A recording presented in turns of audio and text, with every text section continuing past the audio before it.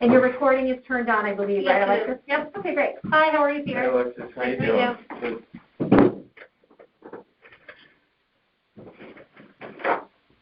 So I assume have you done this before? I have. Okay, so you know one of 9 members here on the Board of Assessment. I will hear your appeal today, and your hearing is being recorded. Right. So I know that you have several appeals tonight. Yes. Okay. So before we begin, so what number would you like to start at? I have 554. 554? Okay, great. Just to confirm, your appeal is number 554. The property that you're appealing is located at 1883 Fairfield Beach Road, is that right? Yeah. And the owner of the property is Betty DiNardo? Yes. Okay. And the town has your property appraised at 2.2? No, that was... 2,622,000. Right. Okay, sorry. We think it's more in the line of 2.2, okay. Based on my knowledge in the market and based on some of the surrounding properties. You know, that I did ask your colleagues about how you determine value on these, because I'm a bit confused. You know, they seem to be all over the place, but generally speaking, on the beach, and specifically the creek side, seems to take a substantial increase. And you know, I'm not finding the comps for it. And, you know, I have an appraisal on another property that I like to submit. I don't have one on this. But, you know, I'm just... So I just want to, before we get started, I just want to make sure that you are the agent or the owner of the property. How are you related to the property? I'm a trustee for You're a trustee? Yeah.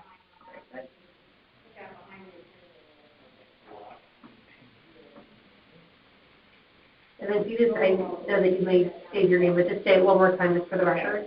Peter DiNardo. Great. Then just going to swear you in, if you don't mind, stand up your right hand.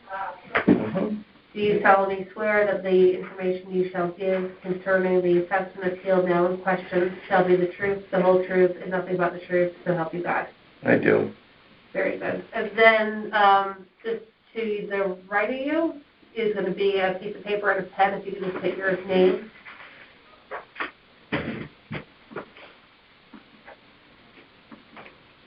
And I think I asked for your phone number too, right?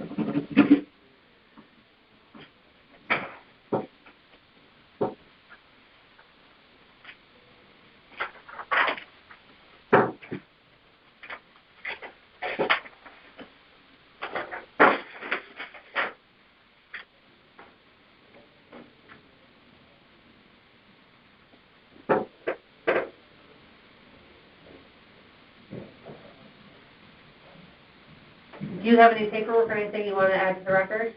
Or would you like to go through that first? Well, you know, one of the properties that I would say is very similar is one of the neighbors' houses. It's appraised at $2,032,000. It's 1859 Fairfield Beach Road. Is there anything I should be referencing? Or? Well, just that address. I don't have an appraisal, as I said. Sorry, just repeat that one more time. So the neighbor... It's 1859 Fairfield Beach Road, and also 1871. So these are certainly 1859 is similar in size, a little bit smaller, but. Okay. I'm doing your warrant level. Sure. All right. Well, I'm John Foley. I'm one of the 9 members of the board. I'll be hearing your appeal today.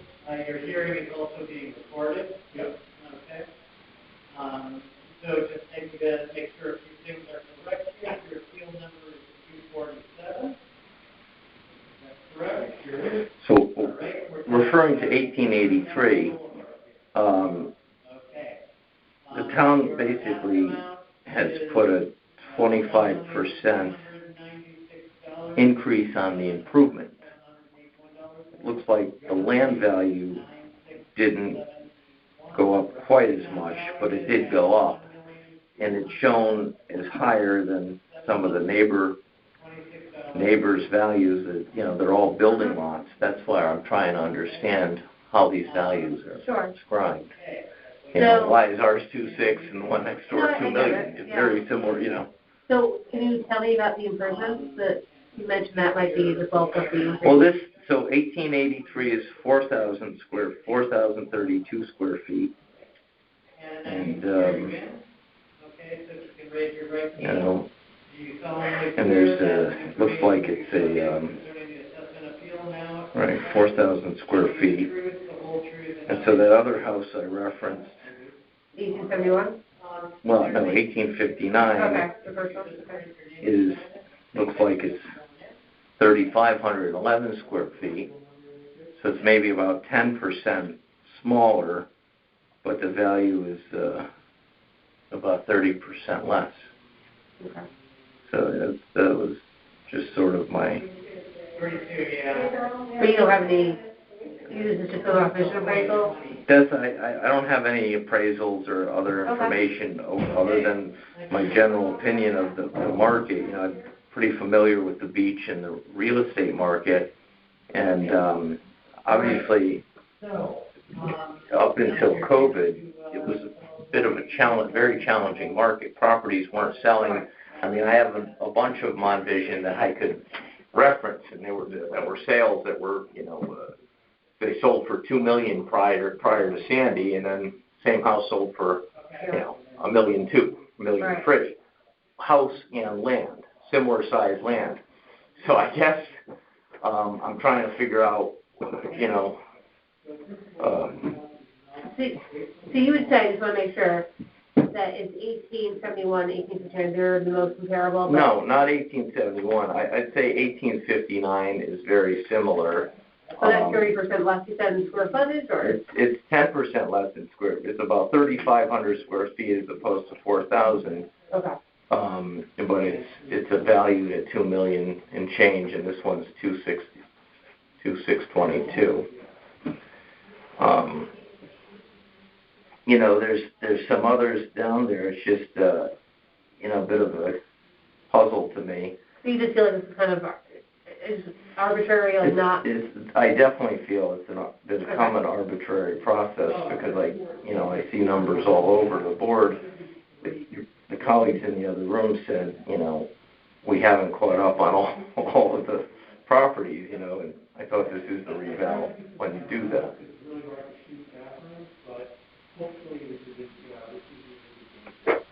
Yep. Okay.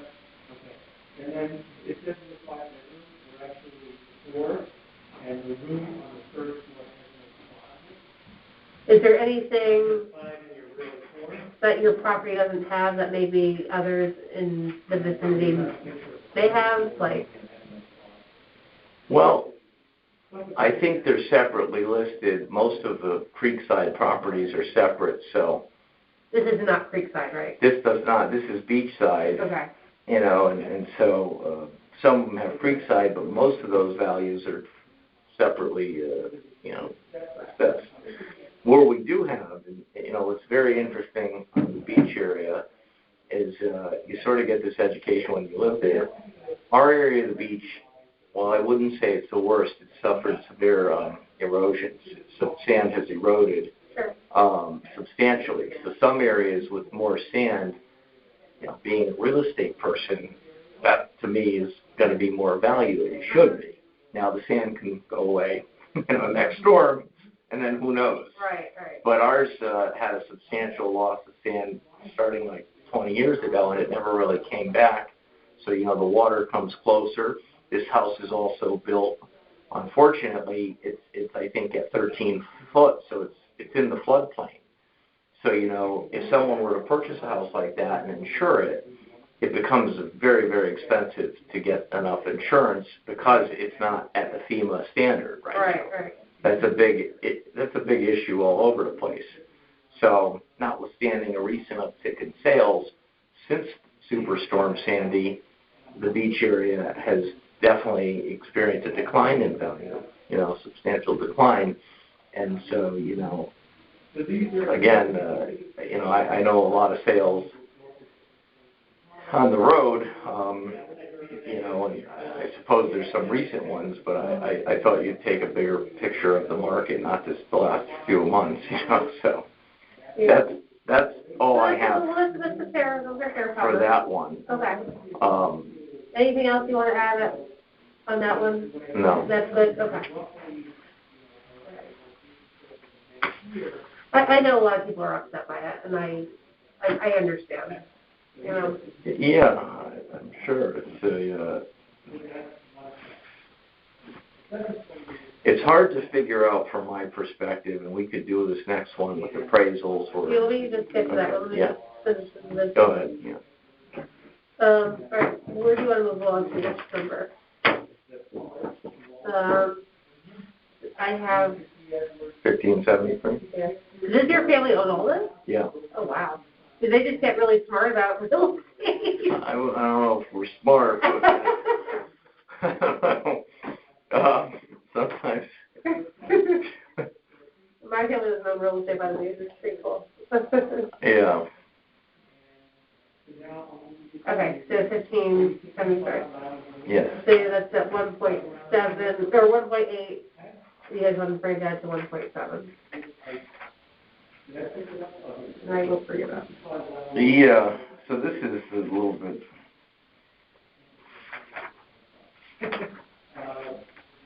You know, that's why I asked about the metrics, because it's not like all of them went up 30%. Certain ones,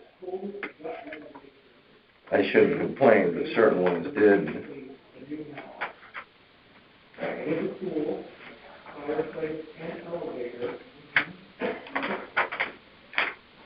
Is this on the beach side or where is it? This is on the beach side. Okay.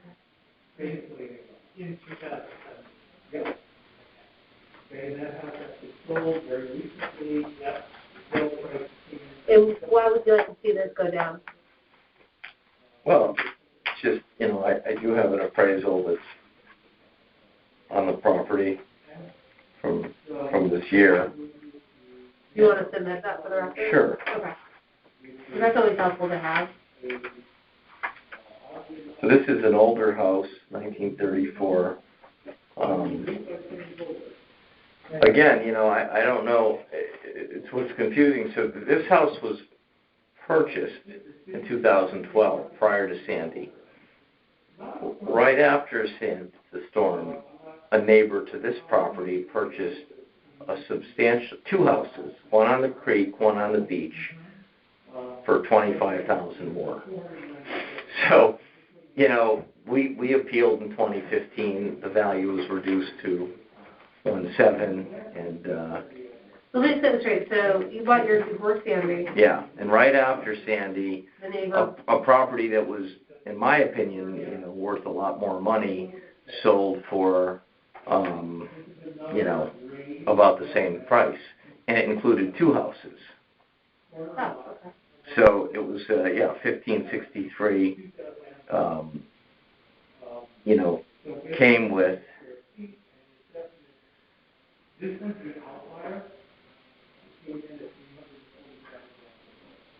Okay. So I didn't, You know, what I would say to you as well, and I don't know if it gets too confused, you know, because these houses are all in a row. This house is the same size as 1883, and this one's appraised at. Wait, so 1573. Yeah. Is the same size? No, 1563 is the same size as the last appeal we just discussed. Okay, got it.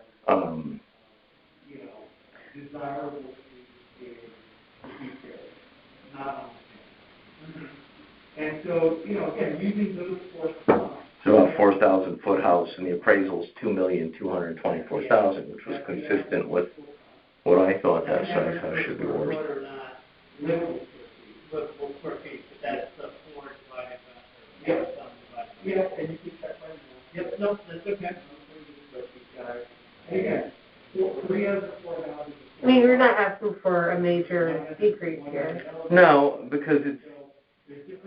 No. I thought it is 25% smaller than that house I just mentioned to you, that's 2.2. So it's 3,000 feet. It's built in 1932. That adjacent home was built in 2000, which is 4,000 feet. 25% of 2.2 statistically is what? It's 550,000, which is right in that range of 1.7. Right. You know, so it's, I'm saying, you know, I think that's the range here. You know, that's what the appraiser thought. And, Okay. No, that's fine. No, I'd love to look at that one. But it's, yeah, it's very close. I mean, this is a, you know, that's why I'm consistent with my understanding of the market. I try to figure a square footage or some other metric, but you know, right next door, that's, I would say, pretty good.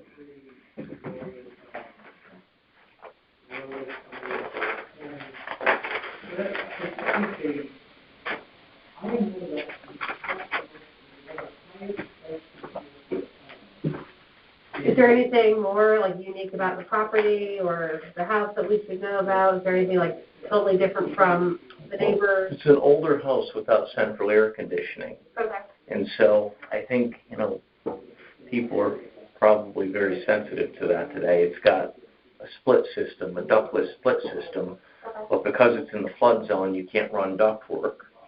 So it's you know, it's a nice house. I think the value's in that 1.7 range. But yeah, a lot of modern buyers, you know, they want something with central air. They don't want to deal with, yeah. I mean, and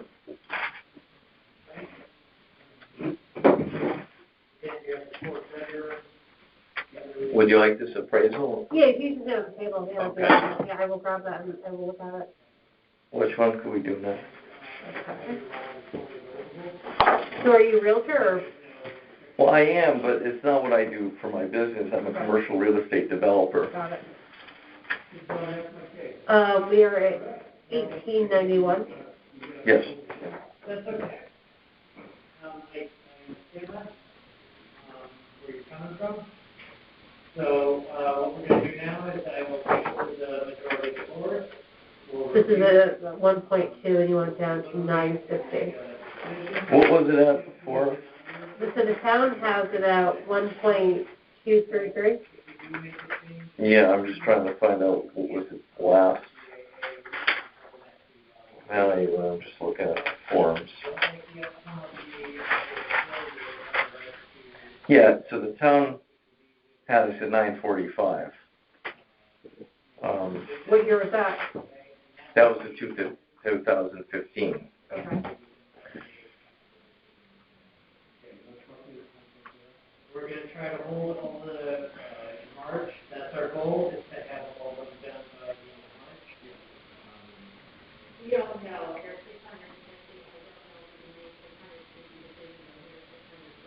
So I just had a picture of the garage. That's all it is. That's all it is? It's a vacant lot with an unheated garage. That's all it is. Yeah, and it had a house on it, but the house was washed away during the storm. So when we bought it in 2003, it had a nice little cape that, you know, we enjoyed. But So what do you do with it? So my father... If you don't mind me asking, I'm sorry. It's fine. My parents lived in the one house on 1883. Yeah. They bought the adjacent house for when we, you know, we'd have people over. I would stay there, different people. Yeah. And then once it was destroyed, they decided they didn't want to build another big house. Right. You know, they didn't need it. Sure. So the grandchildren play in the yard. And, Yeah. you know, the garage, the house on 1883 does not have a garage, notwithstanding the fact of the value, but so this is the garage. They use it for a garage and a little play area. Okay. It is a building lot. So you could build a house or two? You could build one. Okay. Um, And that has nothing to do with it. Really, I just... Wow. Well, it's a nice looking garage. yeah, no, it's And what's the square footage of the land? it says .20. That's, you know, another question I had. Do you go by the linear foot? No. Or no one knows? No, I was just curious just from my own background. Yeah. So, another house I put in to your consideration, it was. Are you done with this one? Yes. Okay. Well, yeah, I mean, I would compare it to this, well, see, it's not a great, let me see, I have it.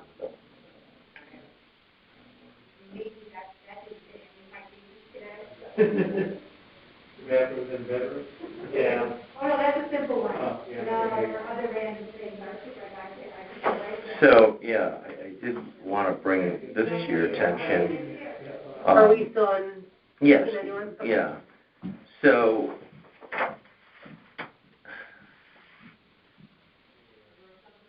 property that I thought is a sale, it's in 2018. The property was expanded, but it was a nice house, and it sold, same, with a house on it, it sold for $1,350,000. And What number is that? that was, that's number 1699.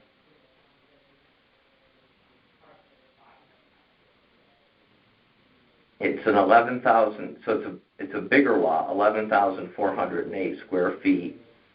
It had a home on it, which was renovated, and that was the sale price 2 years ago, and it was on the market for a while.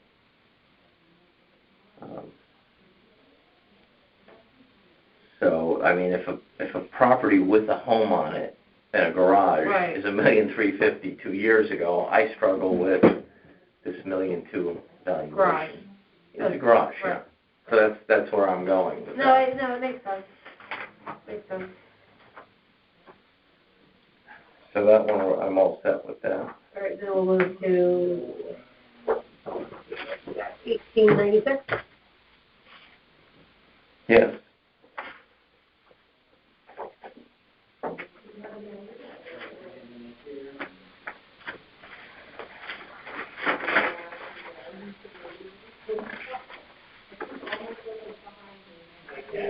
I got a purple pen.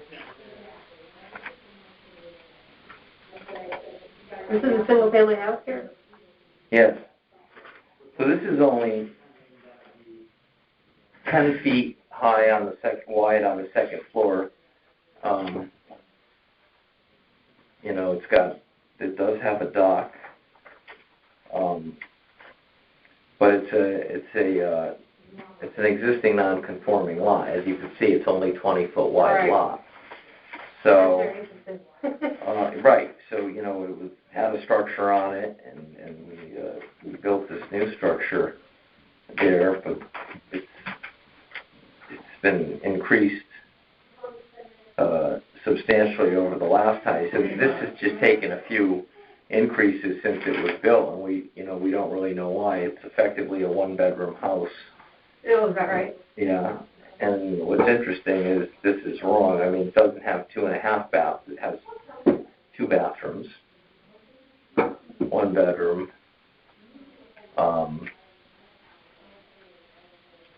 Potentially a second floor room could be used as a bedroom, but there's no bathroom up there, and it's only 10 feet wide, and that's the outside of it. So inside it's 9 foot wide. Right, yeah. So it's more of a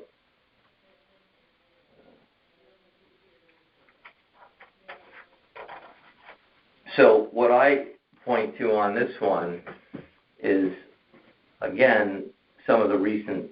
So this is just 5 rooms. I'm sorry to interrupt you. Sorry, it's actually 1, 2. Yeah, I'm just looking at Vision of Appraisal, which is in Yeah, it's not. I think it's 3 rooms or 4 rooms. Okay. The first floor is the bedroom, and then it's kitchen living is open. And the second floor, there's another room, and then there's a mechanical room, and just an opening for the stairway. And that's why I count number 3. But yeah, they also had 2.5 bathrooms. So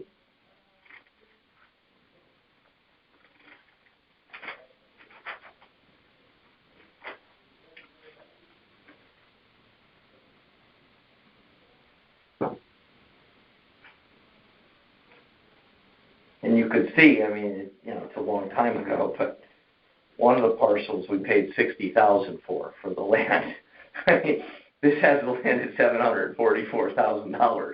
Yeah. You know, so part of this land came with a property across the street. It was a smaller piece, and we bought the larger parcel for $61,000, and then years later built this thing on it. You know, where I'm going with this is, you know, there were several very nice properties on the creek side that sold recently for a lot less, you know, similar money to this appraisal, but they're conforming lots. You know, they're very different properties. They're Right. bigger homes, Mm-hmm. you know, and I'm trying to find number. This is a very unusual house. Yeah, it's a funky, you know, it's You are. So, I'm John Follier. I'm one of the 9 members. Yeah, so here's one example. It's 1800 Fairfield Beach. The town has this valued at $1,356,000. It's a nice deep lot. It's a house with a 2-car garage, and it's 3,500 square feet. How many? 34? 3,500, 3,524, and it's 3 parcels. So this is 1,800, and we're 1,896. So it's basically 4 parcels away on the beach. But if you look at an aerial, or the board does, you'll see this is a regular conforming lot with a home that's 70% bigger, 3,500 square feet, and it's valued at less than $200,000 more. 485. Another one I would compare to this, which is, you know, this was a beautiful house, 1790 Fairfield Beach Road. 1790. The town's current value says $1,275,000. The buyer paid $1,200,000 on May 10th, 2018. It is a 2,700 square foot house on a 10,000 square foot lot with a dock and an easement to the beach. 4 bedrooms, 3.5 bathrooms, built in 1998. So again, you know, looking at this property in a nice deep 10,000 quarter of an acre lot versus, you know, the other one. Why is that one $1 million? Yeah, why is that? You know what I'm saying? That's sort of where I'm going. I mean, I'm not an appraiser, but I see what these things sold for within the last year or two. So I don't see the mark. And by the way, that one is consistent with the first and sale price because you have the recent sale. Because I don't have that, I'm sort of, you know.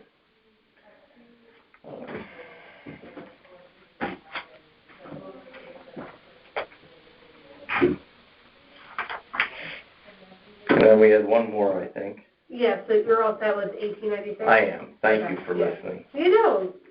I mean, you're volunteering for this. You must get a headache. Well, this is my first night. You won't. I hate this. You probably, this is probably a one and done, right? No, this is my second year doing it. Oh, is it? Yeah. Yeah.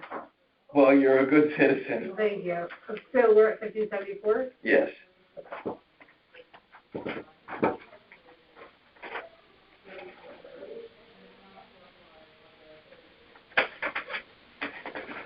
So this relates to that appraisal. Is this just a garage too? Yeah. And it was valued at $45,000, and it was raised almost double to $86,000. The appraisal I submitted with 1573 is for $1,750,000. And wait. So go ahead. Say that. I'm sorry. Just back up. So I should have done these together. I apologize. that's okay.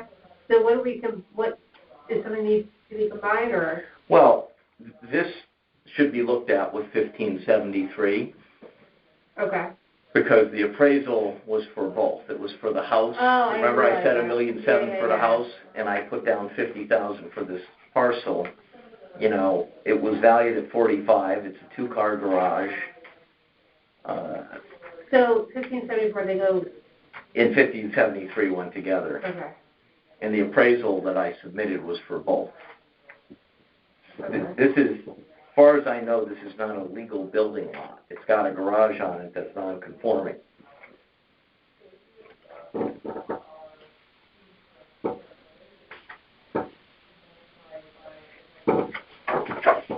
I just want to reference. I'm sorry, yeah, No, it's okay. the appraisal's still here too. So this one goes with this garage. Yes.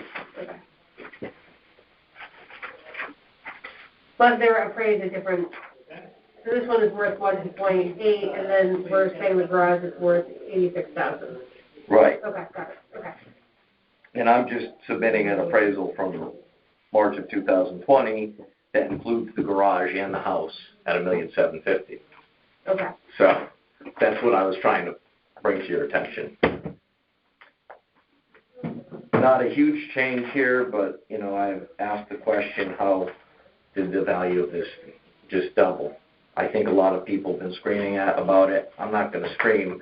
I can't figure it out, and I have an appraisal from 6 months ago. Yeah. No, you're not alone. Right. I get it. I know you have your job, so it's like, you know. We'll figure it out. Yeah. Hopefully we can help. Hopefully you can. And so that information, I think, you know, while I don't have Did it. you want to say anything more about 1574? I do not. I'm finished with it. Okay. Mm-hmm. Okay. So you will leave that appraised. Anything else that, do we have any more? No. I think that's it. That's it, okay. Because commercials aren't being done tonight. Yeah. So Let me see what else you have to do before you leave. yeah, we did all the ones that were noticed. Okay. So you know that we're trying to wrap things up this month. We're trying to go through all of them. We have 650. Yeah, you've got a lot. We have a lot. And if you've been through this process before, we make our decisions as one body, and then you'll get a decision within 7 days from the assessors. Okay, yeah. And if you don't agree with that, you can appeal it. Right. You know, I think it's a fair process, and you know, we got it. We all live here. No, I can appreciate that, and you know, I know you bring people in on these, but you know, really, that's why I submit an appraiser because you know, there's all kinds of comparables. I just wanted to submit the ones that I saw recently, and so someone looking at them, you know, it's got to go one way or the other. But those are, you know, the ones with recent sales from, you know, within a year, 2 years, whatever, hard from my perspective to understand. And that's notwithstanding the fact that since last March or April, a lot of homes have sold in the area that languished on the market for many years. I get that too. How long does that value stay? You know, people go back to the city when COVID is. Yeah, maybe. You know what I'm saying? So I do watch the market in that sense. I'm wondering what's going to happen. Yeah. And then this office will be flooded by people saying, well, we sold the house, took a loss, and everyone's going to say, well, here's my new value. So do you mind, I think, did you sign your good? I did. Did you, okay, what's that? I signed, and I submit that appraisal. All right, very good. Well, thank you for your time tonight. Well, thank you for yours. And, you know, hope we can help. Are you in the real estate business? I'm sorry, no. Oh, yeah, okay. Oh, no, sorry, sorry. I should have said it like that. No, I hear I work in corporate PR. But if you're in a better time. No, but I like real estate. I don't doubt it. Yeah. So. Believe me, it's a tough. But I wouldn't want to be in it. It's tough, and it's tougher now with commercial tenants can't pay and restaurants, and it's terrible. It's a fight these days. Yeah. It really is. Yeah. Stay healthy, stay well. Nice to meet you. Bye. Take care. You're saying that you're basically on that.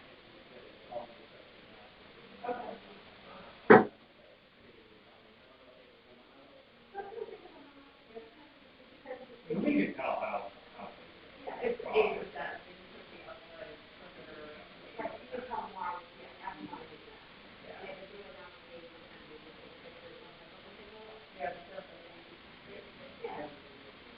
All right, anything else you want us to consider?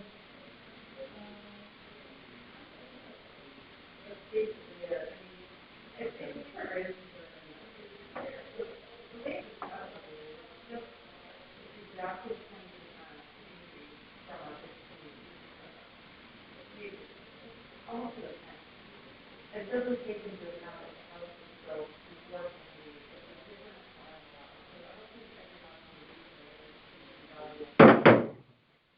certainly the newer home, you know, or this is built, and they're much more attractive versus the layout, and a lot that's not built place.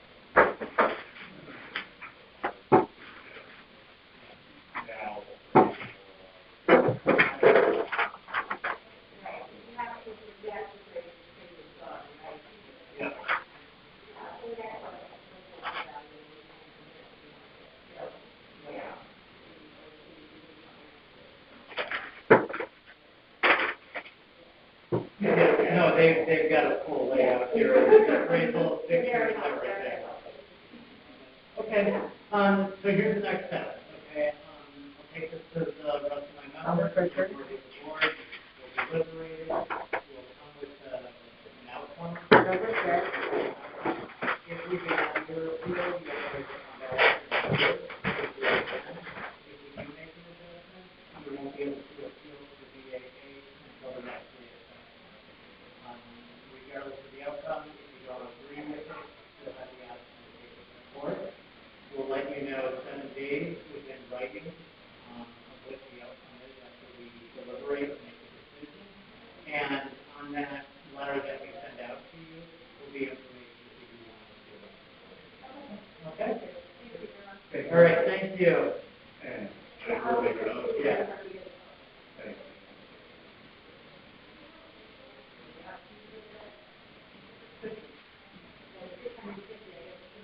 Bring myself and 150 copies. How many days? Yeah. We're supposed to finish it all in March, but I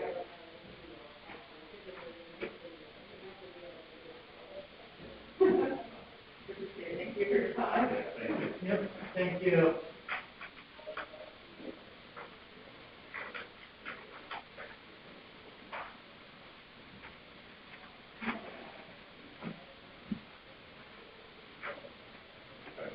Good night. Good night. Bye.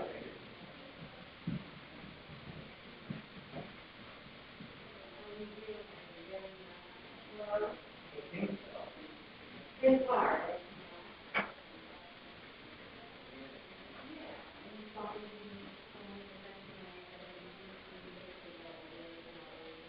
Yeah.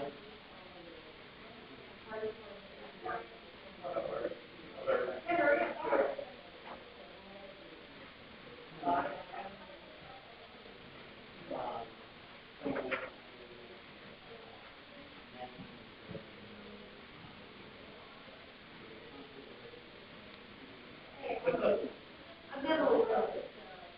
I think that becomes done with startup, so I could do some too.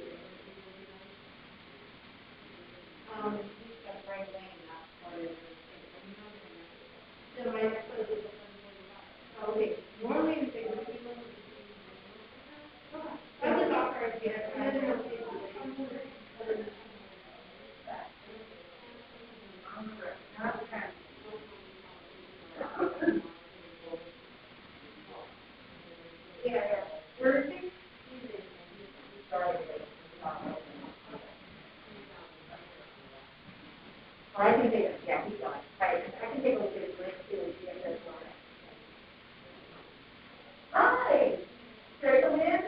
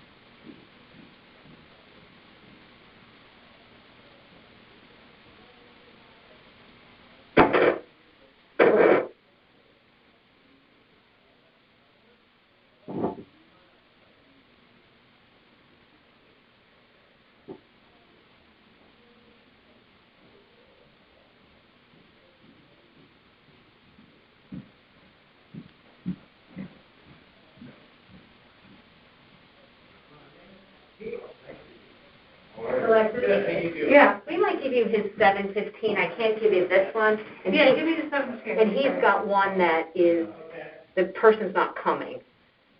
And I don't know that I want to move him over here to you, Greg. Greg's got another one after this. Okay. The other thing is that 7:30 with Dorothea Brennan. Yeah. Not if you saw her email, but she canceled.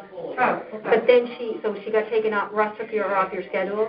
But I saw her email come back, and she said I might be able to do a phone one at 7:30. So Karen's going to get her folder. Okay. And if you Yeah, want I to, don't know her well, but I know her a little bit. So I don't know if that's a conflict of interest. well, I know her more, so she didn't want me. Yeah, I don't know her well, but. Yeah, no, I mean, I think it's fine as long as you're not so socially. No, I'm not. Yeah, and if you want Paulette or somebody else to listen to the appeal afterwards. Yeah, no, I'm not. You're comfortable. Yeah, I'm Yeah, just yeah. Wondering right now. Yeah, so so that's why you had a 7:30 and Oh, I got it. Okay. she asked for the reschedule, but then I think That's probably okay. in here? Yeah. No. Okay, and you're Big tall guy, I don't know who it was. Brian, I can't remember spell his last, and he said my name, I said it was like, he's not on the list. You can look on the agendas online, if you click on the agenda, you can see what. No, yeah, that's all right. Yeah. I know, especially with maps on, it's hard I to can't tell tell. anybody anymore. Yeah, I mean, I have her cell phone number, you could try to call her, you could call her appeal, you don't have her folder, but you could probably call her appeal up on your laptop. Let me try to do that. Any worst case, we'll call her and she's gonna say, because I saw She's that, at 7:30? she's 7:30, and then in worst case, you could take, Peter 7:15, or you could just wait till you kind of get your. It's fine, I can do whatever. We'll see if the I'm 7:30. happy to help. Okay, but I would say get her, if she's willing to do the 7:30, I can text her. Okay, we text her. Did you find it? I'm gonna send her a text and see, if there was some confusion, so she knows I'm here tonight. Okay, alrighty. And this is hers. And then, but she said he'll take the 7:30 if we want to bring Peter's 7:15 over. Because it's another Fairfield Beach, do you know what property it is? I don't offhand, there's a lot of them, so. There's a lot. If it would be on the agenda, if you go online, you look at the agenda. I don't have a computer, so. Or when she does. Oh, she does, yeah. In room, whatever Peter's room is. Right? He's 3. He's in room 3. So it'd be room 3 at 7:15, Alexis, if you want the Oh, you agenda. pop over there? Or the agenda's online, all the backup's online. Yeah, I hyperlink the agendas, so. Yeah. It would just be at 7:15 in room 3. And it's If he comes in, I think she said 1781 Fairfield Beach. I'll grab the file and bring him in. Okay. I'm going to text her at the end. Do you have an appraisal? Is that there? Would you like to submit that? Yeah, I'm gonna give you 3. Okay, please do. Why don't you give it? So I refinanced, and it was one of those, they couldn't come into the house and all that, so the appraisal, that's not the whole thing, that's the first 7 pages, it gives you probably everything you really want. Okay. I'll get you more. And they accepted it at 1.3 million. Okay. Which I was like, whatever, pandemic and it's a little low, and so I feel like, just even working off of that and meeting, even in between, like 1.5, an assessment of like 1.6 and change is, for my street, is 5. Okay. My street's a flip street, very in the flip quite a bit, and when you look at what the others in the area have, it's significantly different. I pay more taxes than houses that have sold in the last 9 months that are significantly higher, around 1.7, so more value streets like Roland, Penfield, Burke, and these are them. Okay. So just in the last 9 months, those 9 months to a year, when you look at places like that, that's my street. So what you're looking at here is my street. Yeah. What you're looking at in your hand is the area. Okay, and let me just see here. Start to look at houses that are of somewhat comparable size, but the taxes and what they're assessed at, and there's kind of a variation. You've got houses that, like on Penfield, they were 362, that are paying $28,000. They were assessed around they're being assessed at 1.3 change, but close to 1.7. I couldn't get $1.7 million from the house. Sorry, we just check and make sure you're still recording. Somebody texted me, and I don't know who it is, to say that they can't hear the hearing. Is it you? You're still going, right? Yeah. And I think they set your speaker volume. Yeah, speaker volume. This is just the playback. Yeah. I didn't recognize the phone number, but somebody texted me to say they can't get in, so I'm just checking all the 4 rooms to see if someone's not on. Monique keeps dropping. We're not sure. They're going to raise the taxes in these. Nobody's going to come down. My neighbor is 60 bucks. Okay. So that assessment went down. Another house right down, a couple houses down, 137. They just went up 24,000 in assessment difference. Yeah. Mine, for some reason, went up 212,000. For me, it's just all of it. Like my point is, it's all of the map. And when I the valuation went up. But, but when you look at what happened to others just on my street, it's not there. And my house is now also assessed the same as the largest house on the street, which is like 68 Fox Street. Okay. That's now, with an elevator in it, and it's almost 4,000 square feet. And 68 was 68 Fox Street. No, not 68, sorry, 2020, 68 Fox Street. Actually, so that house, which is brand new, Yeah. it was brand new, it's 3,800 square feet, is assessed at 1.4 million. Okay. And I'm paying more than them, and there are newer houses that are larger. And did 68 Fox Street sell recently? Sold this summer Okay. for 1.5 million. And everything that you have, so yeah, so they'll sold this, 68 Fox sold this summer.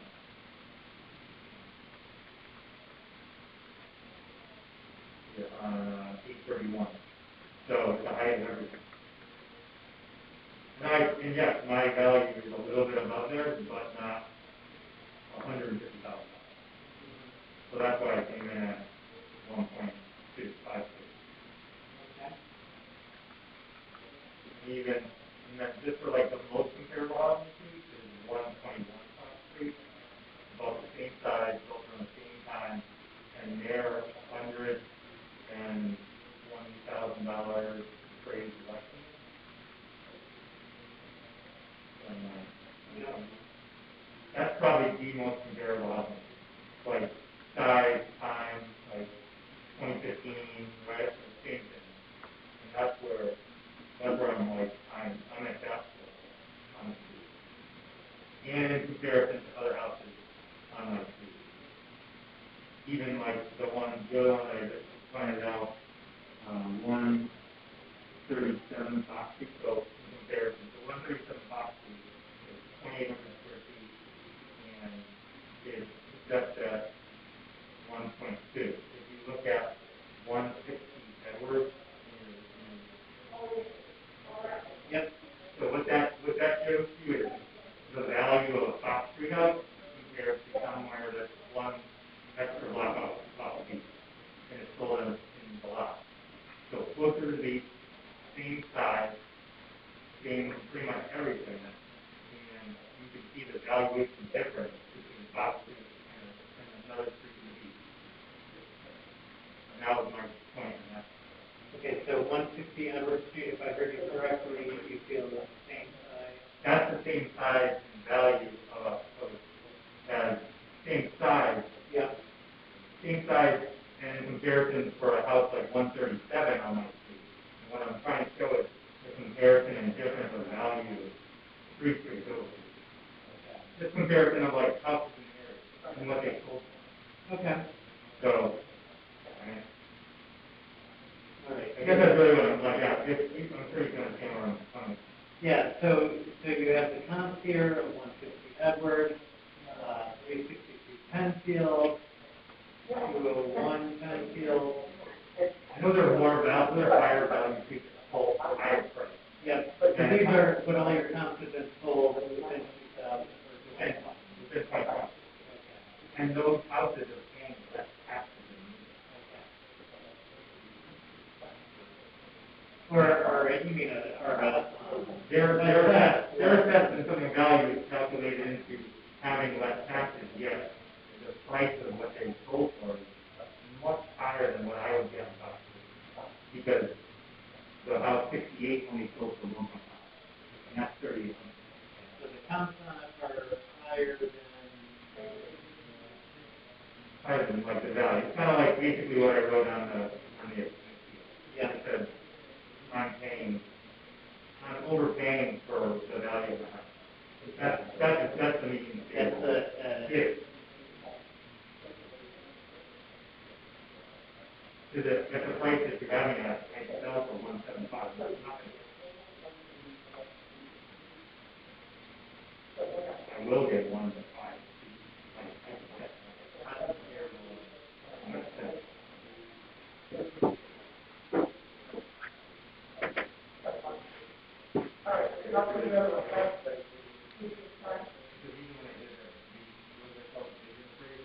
Yep. I don't think the guy looked at anything I had, and then he dropped me by $10,000. Okay, so you did go to. Yeah, like in the big appraisal, so your third and fourth piece of paper in that little packet, shows a variation of like $10,000. Okay. Nothing happened. I don't even think he listened. I mean, he heard 1,000 people. I was probably KON.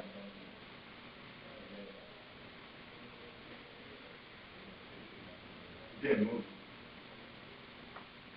Yeah. That's why it took off.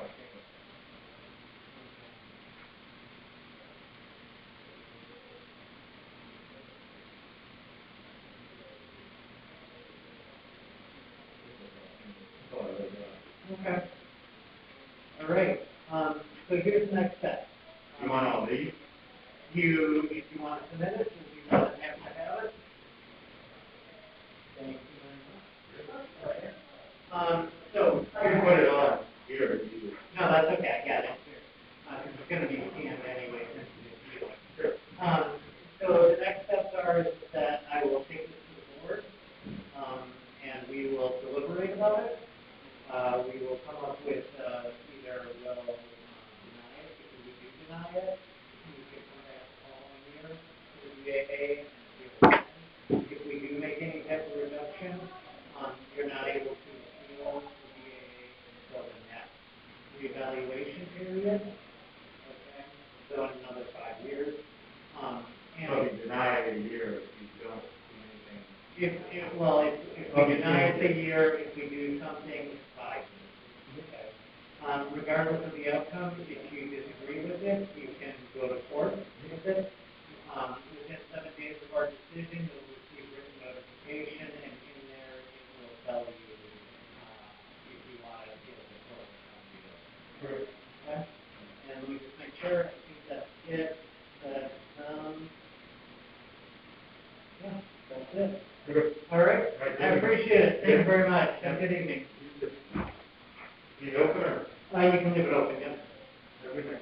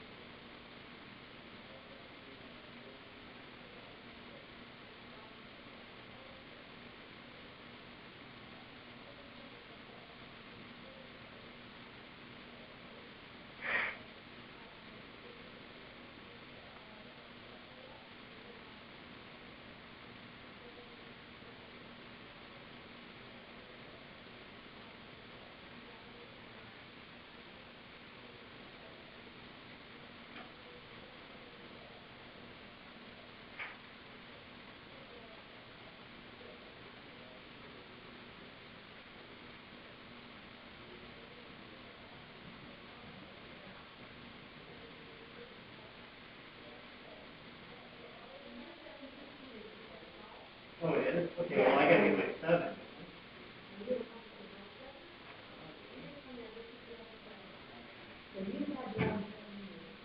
Yeah.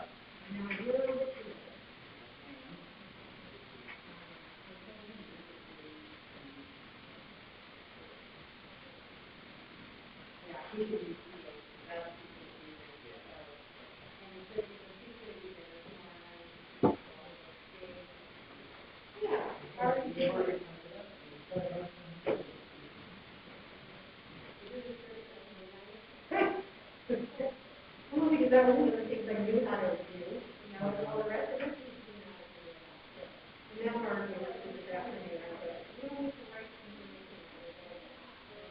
All the other forms were for years, been filling out information. It takes easy. I thought I gave myself a nice one. Okay. All right. People may need to modify for tomorrow or two people. Yeah, we'll reschedule. Yeah, this morning, oh, that is the worst. Ross and I,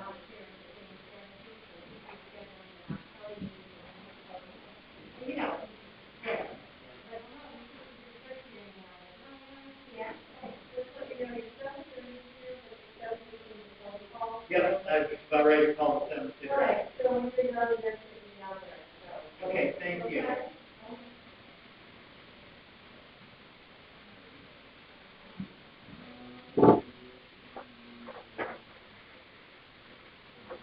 Kathleen?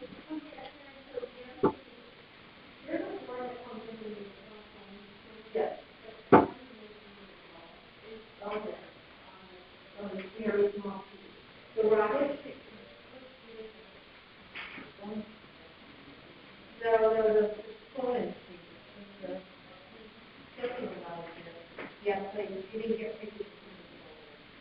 I asked Rob, he said not everybody uses it. Oh, well, he did it through the internet, so I don't know what that one was, but he did it through the internet. Yeah. Do you want me to ask? Maybe try to remember. All right, call the number on the field form. Did you get out the number you want to use that? So I would try that, and if they don't answer, then Okay. Peter, secretary here.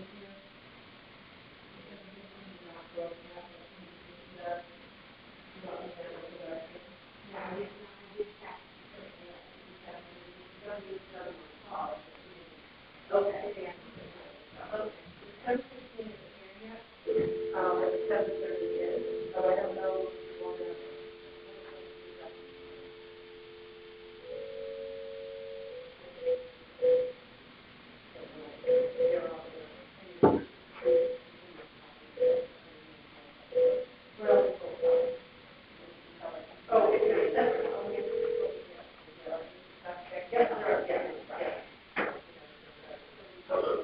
Hello, is this Mr. Silva? Yes, my name is Rick Silva. Rick Silva, hi, this is John Follier from the BAA. Fairfield. Hi, John. How are you? Good, how are you doing? I'm doing well, thank you. Okay, good. So I am one of the 9 members of the BAA board here, and I'll be hearing your appeal tonight. Your appeal is also being recorded. All right, I just need to ask you a few things, make sure I got all the right information here. So your appeal number is your appeal number is 566? Correct. Okay. The property you're appealing is located at 245 Roland Road? Yes. Okay. The owner of the property is Ricardo and Amelia Silva? Correct. Okay. The town has appraised your value at $1,602,600? Yes. Okay, and you're requesting that the town reduce your appraised value to $1,523,700, correct? Correct. Peter, 7:30 is here, did you want? Yeah, I'll take it. For the Yeah. record, Who is it? Instead of calling Dorothy, or you can call Yeah, her a little I'll late. take the whatever it is. Yeah, it's Fairfield Beach Road, so it's gonna be all the same. So Okay. the 7:15 didn't show, but he probably needs a little time. He's got a lot of papers in there. He needs to get a little organized. Okay, yeah, do we have a file? I'll grab it. Great. Yeah, if you wanna look up the paperwork on that, it would be hearing room 3 at 7:30. Okay. Truth, the whole truth, and nothing but the truth, so help you God. Thank you. Okay. Sorry about the phone. That's okay. All right. Okay, so go ahead and tell me about your appeal and why you feel that it should be knocked down to $1.5 million. All right. So I focused looking at houses in the beach area where I am on. And I looked at which ones that we're looking at, but I focused on houses that are pretty much the same size. We have 3,753 square feet of living space. So I looked at houses between 3,600 and 3,800. Okay. And I tried to pick up ones that were sold in the last year and a half, but there are a couple that are older sales. And what I noticed is, and I put down on a piece of information, that for most of them, the price per square footage ranges between about $390 to $400. They're gonna, head up here. It's 2059. Very well, thank you. There's a-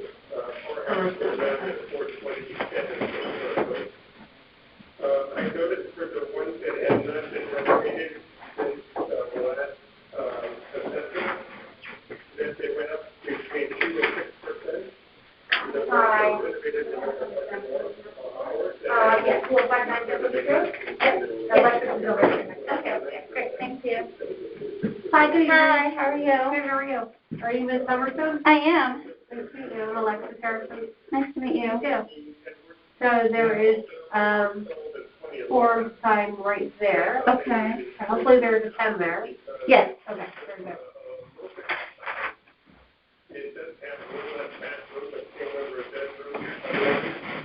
Have you done this before? No. Okay. Rookie. Well, welcome. Thanks. Number 7. Ours was built in 2011, Okay. and also one block in the beach was Just want to confirm your name, so, you're here on behalf of you and your husband, Yes. Mr. Sue, Anna Maria Hubberstone, Yes. 2059 Fairview Beach Road. That's right. So the town has appraised you at 1.7, and you believe that he appraised at 1.644? Yeah. Okay, I just want to confirm that. Yeah. All right, then we will swear you in. Oh, did I sign this with me? Yep, you got it. Okay. Then just state your name if you don't mind, and then we went through this. Sure. It's Anna Maria Hummerstone. I think it's just Anna on here, but.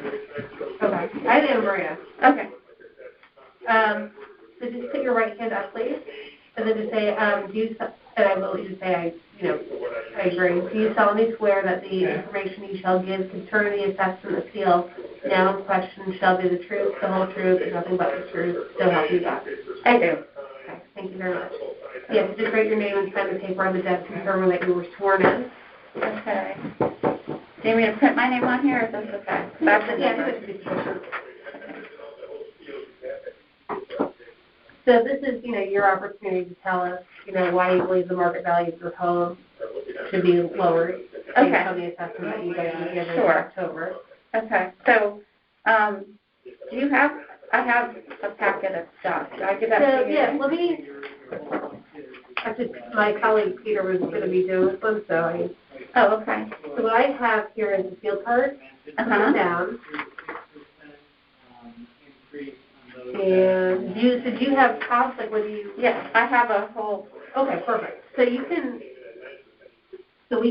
that will be included in the record, and then when we deliberate as a body later this month, we will go over that. okay. But if you want to just, talk me through why you believe it's Sure. lower, and maybe talk Yeah. about some of the comps. That's Sure. fine. Do you want me to give you this to Yeah. walk through? Okay. Do you have a copy for yourself? I do. Okay. I do. Yeah, All right, very good. Thank you. sure. I'm just going to take notes. Okay. So I can reference them when we have our hearing.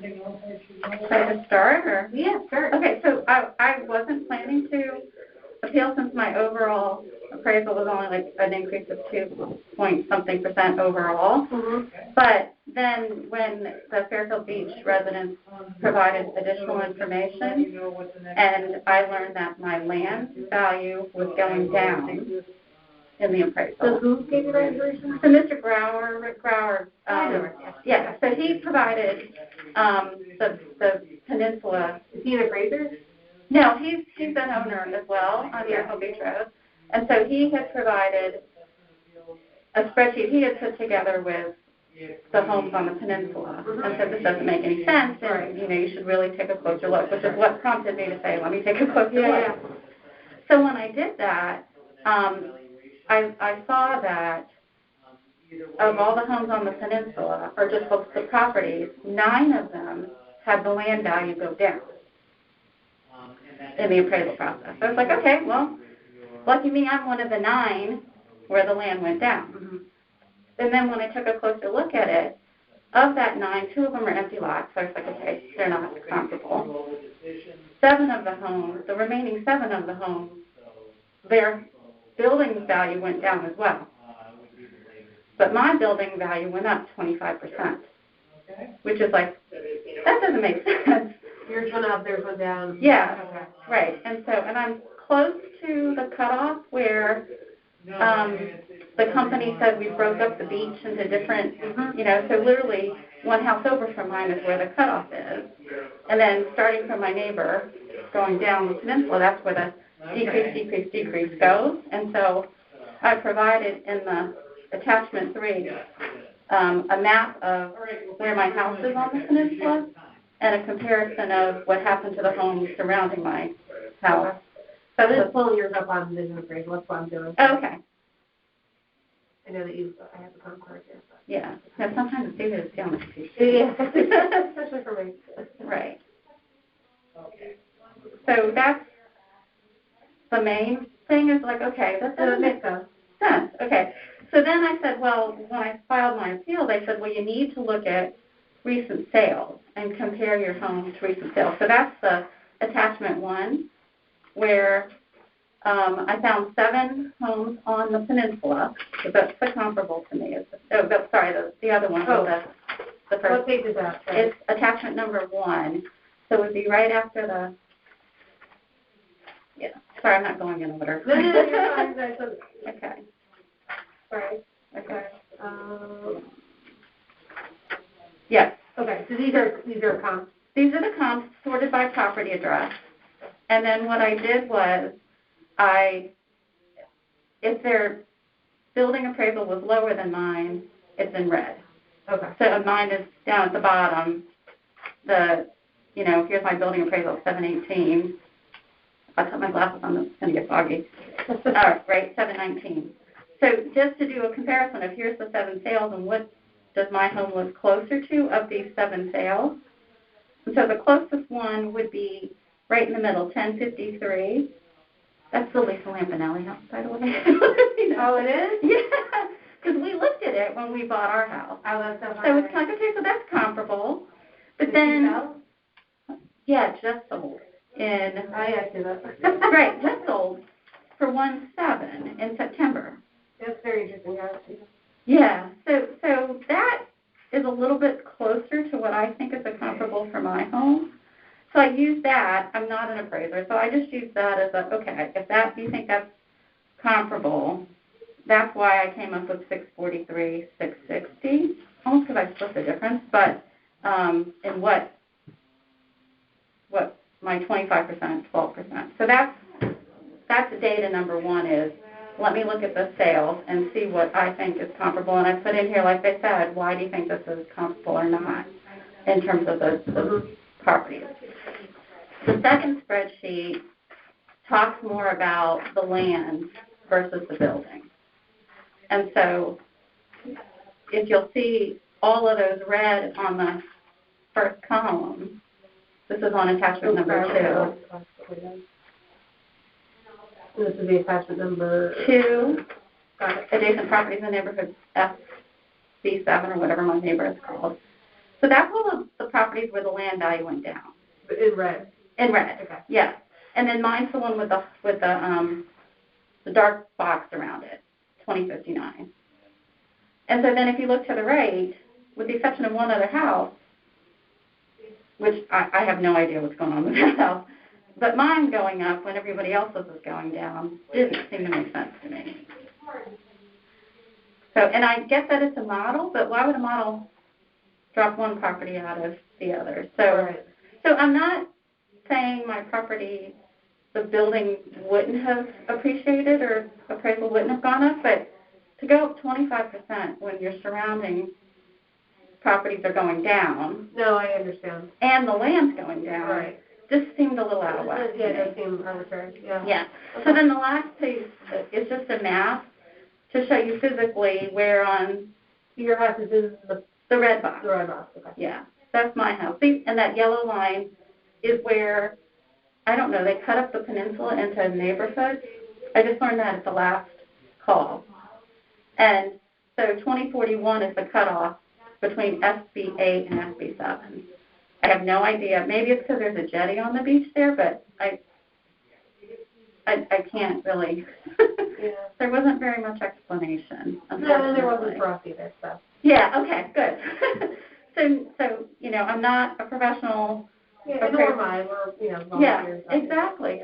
So that was really the gist of my argument was, if the land's going down, why would you appreciate the building 25%?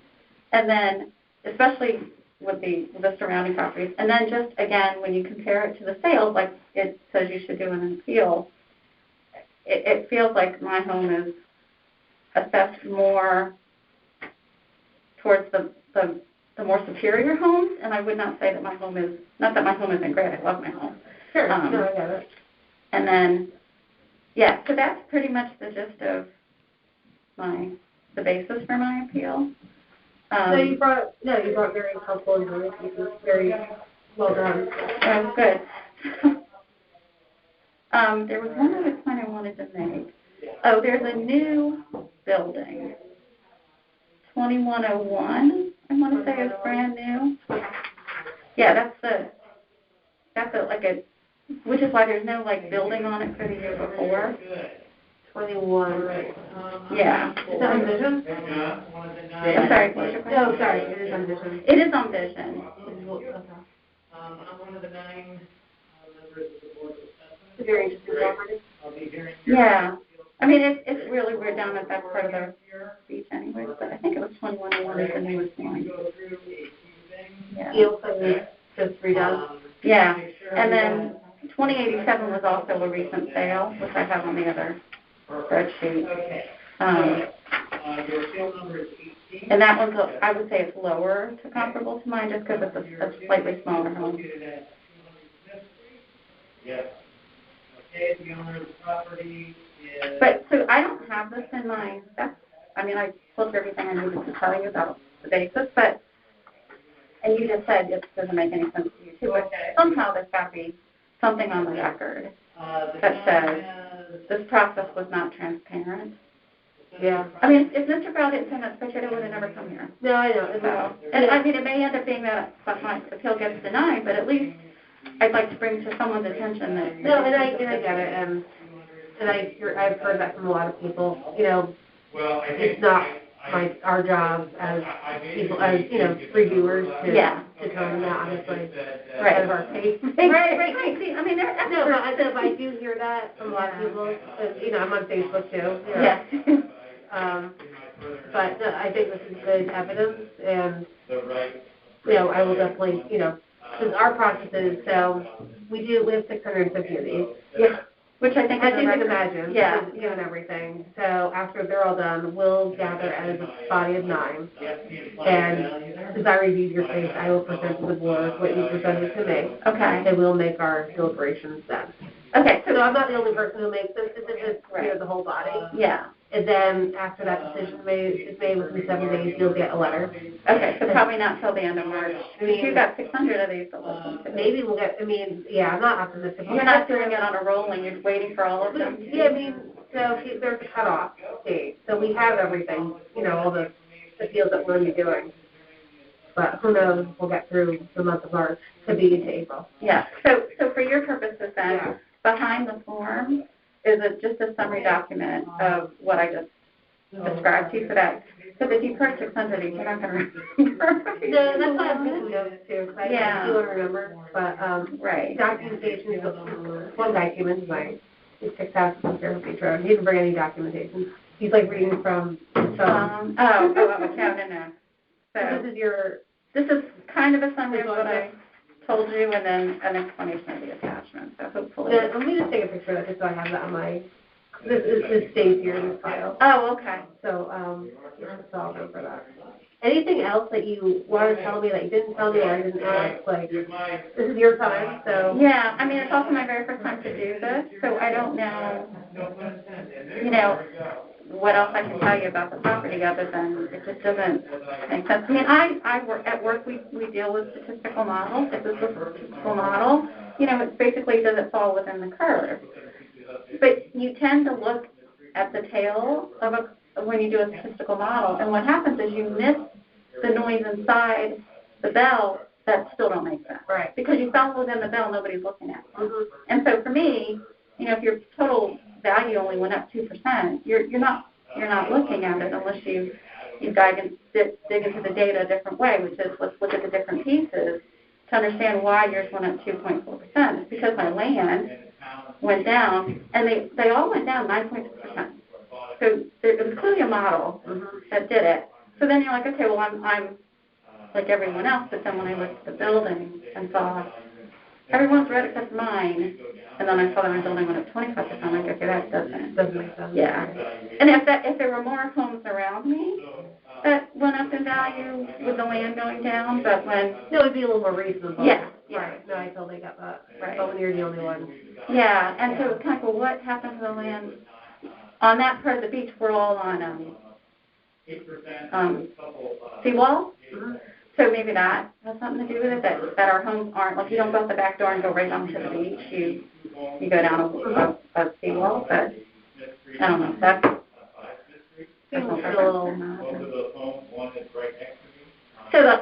so the high tide line is really, there is no beach, because at high tide, the water can come up right to the wall. Do you have erosion issues? I know that we had a little bit. Like, my neighbor who's lived there 30 years, there are these pylons where I guess a dock used to be. And so at some time you can't see them at all. And then other times, you can see that they're sticking out like 3 feet. Like when we first moved in, we couldn't see them at all. Then, over different storms they showed up. And then earlier this fall, they were gone again. So it's definitely, and there's a jetty kind of, and I think that has something to do with whether or not we have as much erosion. I don't know the whole. Yeah, no, that's interesting to me. Yeah. Well, no, thank you for all this information. This is very thorough. I want you to know that. Oh, good. It makes our job that much easier, honestly, and helpful. So. I know, it's just one of those things. I'm like, when I heard there were 600, I was like, if I don't put a summary page or something on here, when the person comes to present my case, I'm like. And when I was doing it, it's like you get the homes mixed up, and so no, it's a lot. I tried to make it a lot. Okay. So you feel like you're well covered here tonight. Anything else? Okay. Yeah, I think you were perfect. So. Okay. Yeah, I don't think there's anything else I could provide. So. But yeah, thank you for my opportunity. Yeah, of course. So thank you for doing this and for all the work, and so hopefully in the next 4 or 5 weeks you'll hear back from us. Okay. This is only your second night of doing this. First.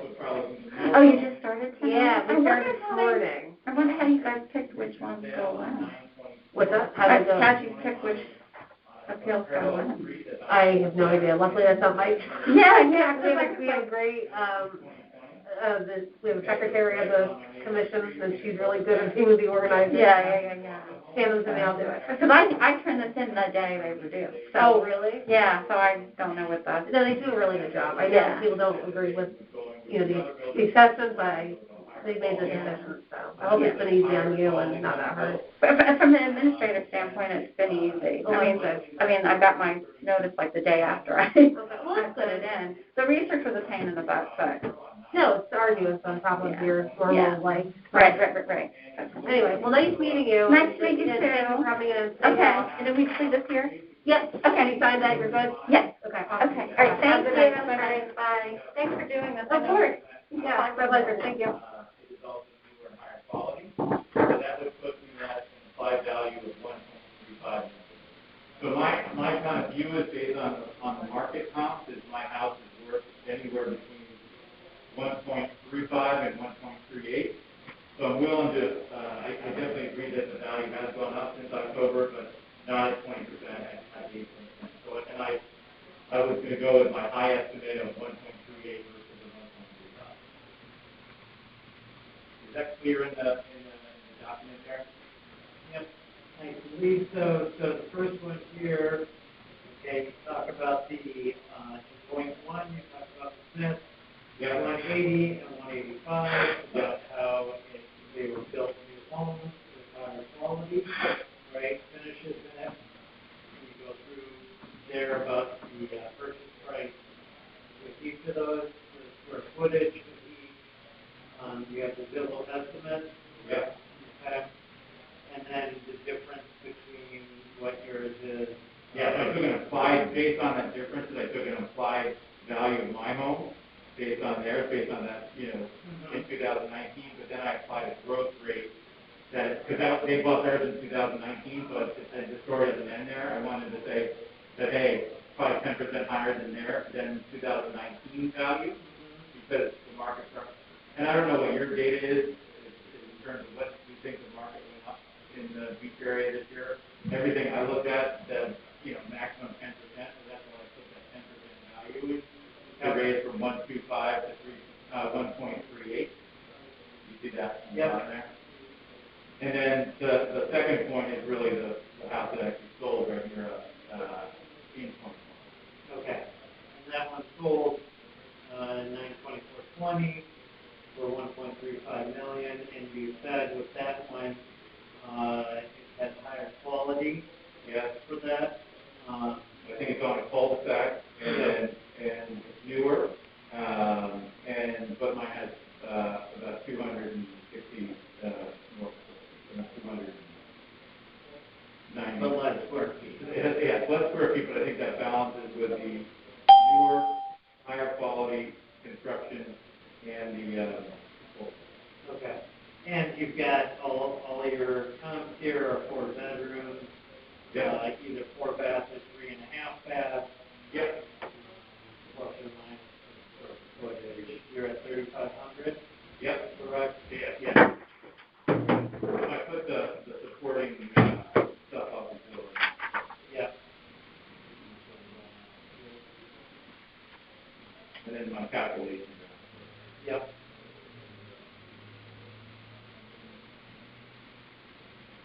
It's kind of trying to do it more, so trying to make it fair. Yeah.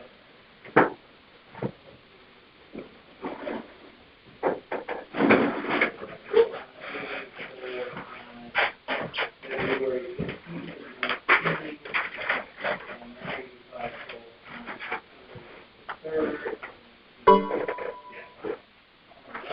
and that's why I wanted to create the 2019 and then kind of implied value that year and then growth it out based on market.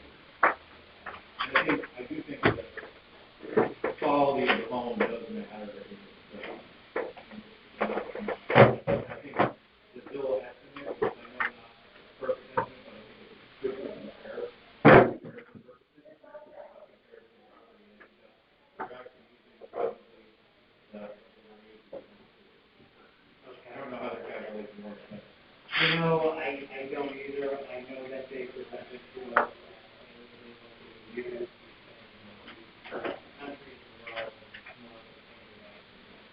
Yeah. And I've never used it to do a flat value, but I've seen it as a good comparison. Yeah. Tool, just because it's easy now. All right.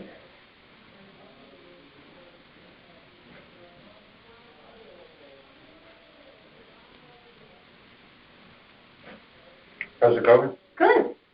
Great. Moving along. Most of the people have similar issues with land Teachers, value. yeah, same situation. Yeah. Oh, did your lady just leave? Yeah. Okay. Moving along. Good, you're 7:45 here, right? Oh, excellent. Okay. And you're okay with making the copies of your notes? Yeah. 3 copies? I just want to clean them up before. Okay. Is So that if okay? you're doing it on your computer, then you'll want to save a copy for yourself and drop off 2 hard copies Yeah. at your office. I bet I can drop them off tomorrow when I come back. I'll be back tomorrow. Excellent. Yeah. Or she asked her about signing her And for what? appeals from Oh, last from year. last year. Yes, I did remind He did remind me. If you want him to bring them up, you probably have them. He can bring them to you right now.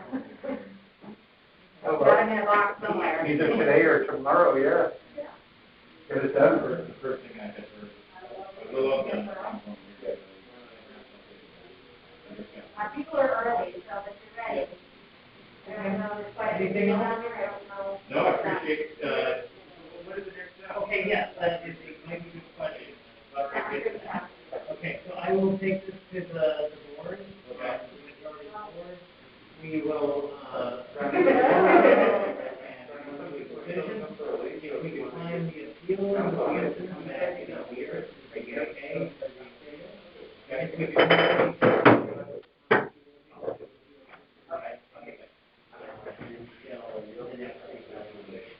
Okay, so you'll do make it set that aside, so if you don't make a change, say, you know what, I don't buy your argument. Yeah. Then I'd have a year, I'd have to make a change, any change. Any change, you have to wait for the next. Okay, whether or not it's the change that I, Correct. yeah. It isn't an all or nothing type of thing, it could be partial, it could be full. And then the other thing about that is that regardless of the outcome. Okay. You have the right to. Okay. We just. When we deliberate, make that decision, we'll satisfy you within 7 days. And, be a man.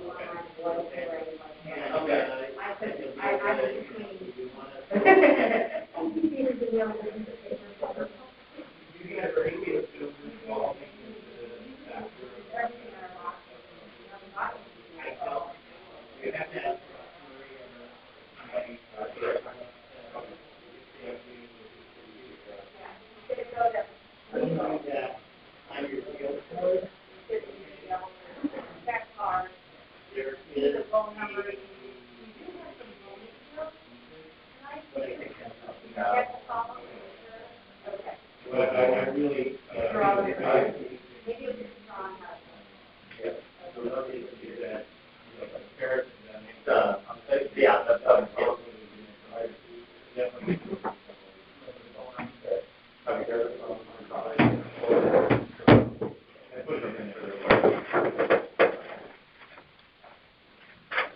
You have some of these requested stuff for, yeah, well, I appreciate it. Thank you, John. Hopefully that was. All right. Really Thank you. good. All right. Nice meeting you. Have a good evening. You too. Good luck. How long are you here for? Oh, all month. Oh, my. Good luck to you, sir. Thank you. Have a good night. You too.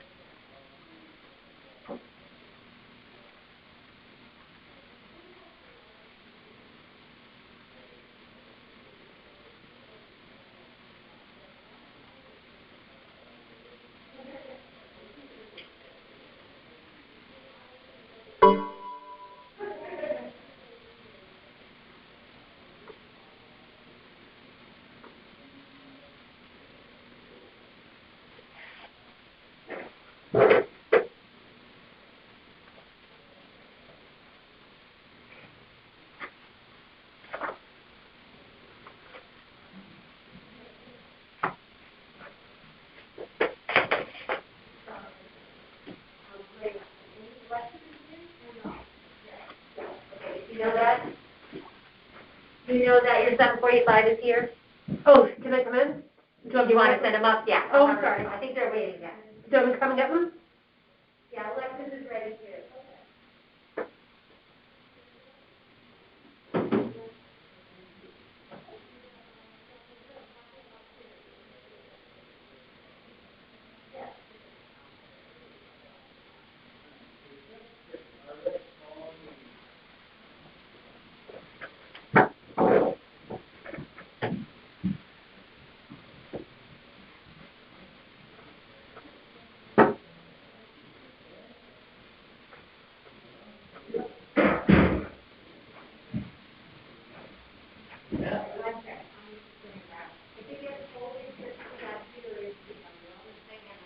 Okay.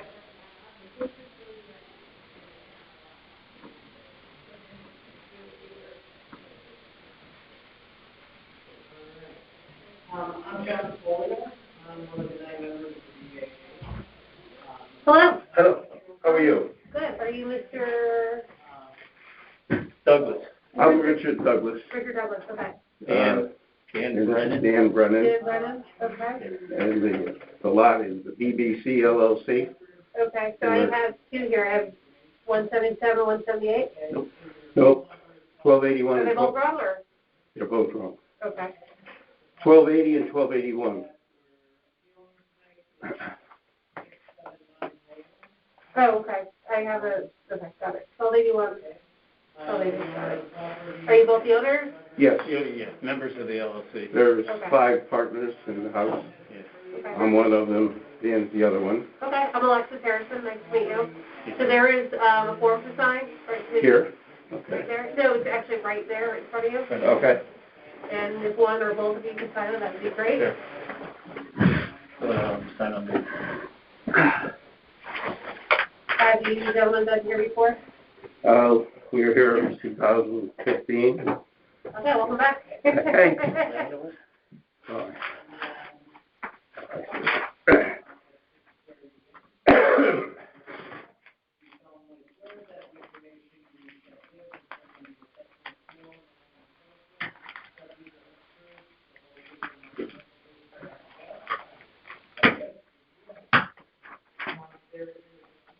We're doing 1281 first.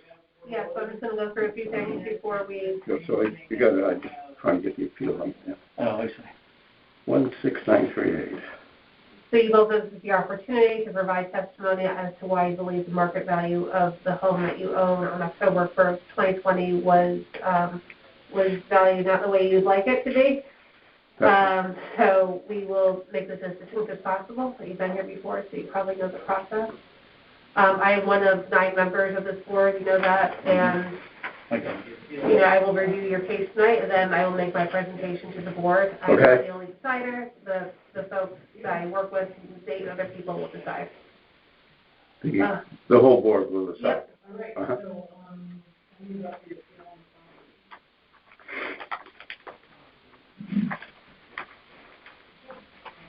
Would you like this? Oh, yeah, you can just leave it there. Yeah, thank you so much.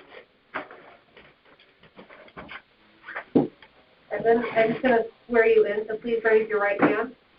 Do you solemnly swear that the information you shall give concerning the assessment appeal now in question shall be the truth, the whole truth, nothing but the truth, so help you God?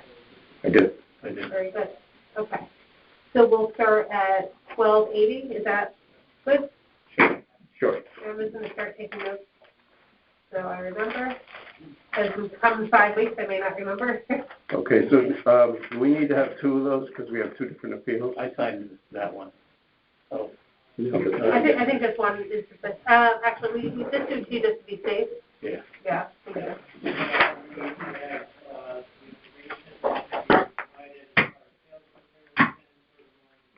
So the town's value at 1280 was 53,500. Yes. You want down to 32,500. Correct. Just need to sign this. Get all the technical stuff done. 17079.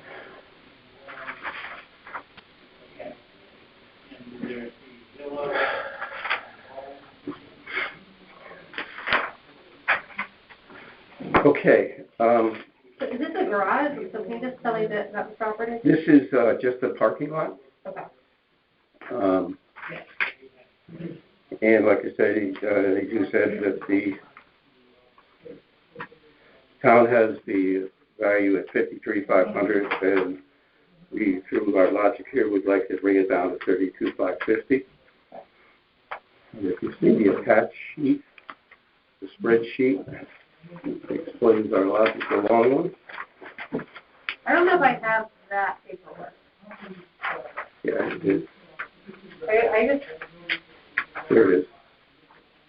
That's it. It folds Oh, up. okay. I'm sorry. It folds out.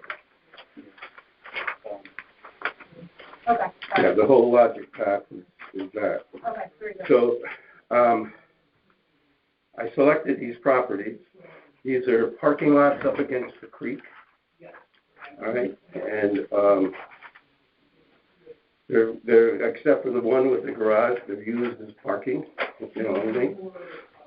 So they just use for like extra parking for people who have guests or Yes. cars? Okay. It's our savior, because we have, but, It's not a building lot, we can only have a garage. So you couldn't build a home? no, we cannot That's build a home. according to the town. Yes. And, Interesting. It could be rezoned or? No, I don't know why. Oh, there's something that if you didn't have a structure or a house on it at some point in the past, you can't do it now. So I'm told. Okay. so if you look from the left to the right, the first two pictures, if you get down the road, it is one lot.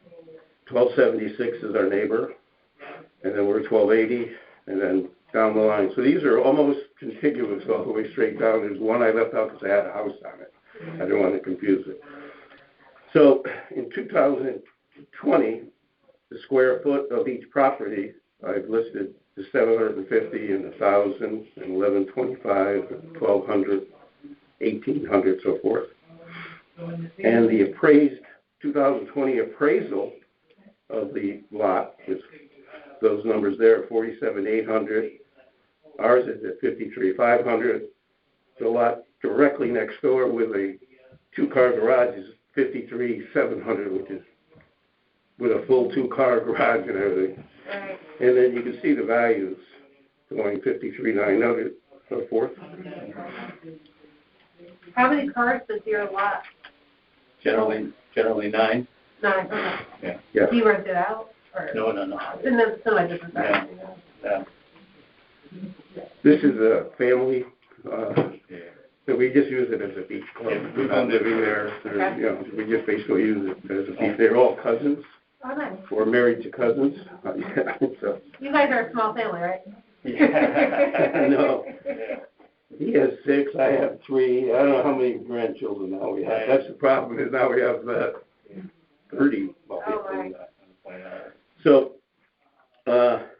if you notice, the first one on the left is 750 square feet in the appraisal. And the one with the black car, that's our car, is 1,000 square feet. 276 and 280. The dollars per square feet is what I want to focus you on. That next door is $63.73, we're 53, 47, 44, 30. If you go along, going all the way down on the right is $21.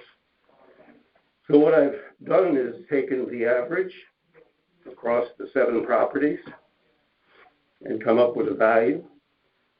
But the first problem is from our previous assessments, we've gone from 700 or 1,000 square feet to 8. We gained 250 square feet. In what time span? Don't know. Just somebody decided we had 1,000, but we don't. We don't. The real number is the number on the bottom line. It's fake, it's not real? Or? That's not real. Okay. It should be 875 and 875, those two lots. It's not 1,000. It's not 1,000 and 750. Okay. So what we're requesting is that we correct the assigned parking lot area from 1,000 to 875 square feet, as there's been no shift in property lines since the previous one, and really since forever, put it like that. Second thing is appraised at 1280 corrected parking lot area based on the average square foot of seven of the same use properties to $37.20, which is just the average of these 7 properties, which are all. There shouldn't be any difference in the per square foot. Right. All right. And when you do that, the new revised appraisal goes at this 875 square feet, comes down to 32,550. Just with the square footage, did you ever bring that up to the assessor, or? No, we didn't appeal to the assessor. Didn't get involved until 2 weeks ago. And so this is the first time I had to appeal it. And this goes all up and down the the whole beach area, the variance of the value per square foot goes from $12 a square foot to $300 a square foot, and just makes no logical sense to me. So that's the basis. I just have another question, if you don't mind. Just, these other lots that you have, these are all similar. I mean, they're just slightly bigger, I guess. Some ways. Yes. No. I mean, not by substantial. I mean, some are a little less, some are a little more. Yeah, and they're all used, they're just empty lots used for parking. Some, they put some grass around the sides of it. We have just gravel, you know, because we need every inch of parking that we can use. But I mean, they're all the same in that sense of the use. And the two on the left, but literally, if you look at it, you look at it, it's one lot, but it's two addresses. Huh. That's interesting.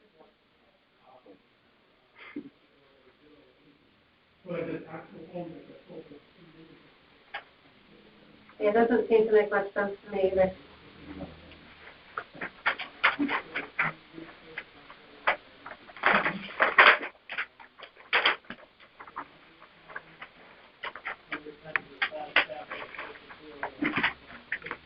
And like Dan said earlier on, it's not a building lot. It's not something that we can sell and you know, not that we want to. I mean, we need the parking, but our point is, it is what it is, and that's the logic. I understand. Okay. All right. No, thank you for that. Anything else you want to say on this, or you're good? I don't think so. I think Okay. I think points is the logic. Seems pretty straightforward. But. Yep. Yep. And thank you for providing the spreadsheet. That's very helpful. Okay. When we go to the next case, it's the same logic. Whose writing is this, by the way? Is that your writing? Your writing is perfect. That's my writing. Sorry. Yeah. No, I get tested to me that that's my writing. Very good. Because if you ever saw his, you would. I don't write that. No. Yeah, that is me. Sorry, I just had a note. I'm an engineer by trade. Writing, okay. So that's, you know, that's the printing and stuff like that before I got it. And attorneys never write legibly. No, you don't want to recognize it as an attorney.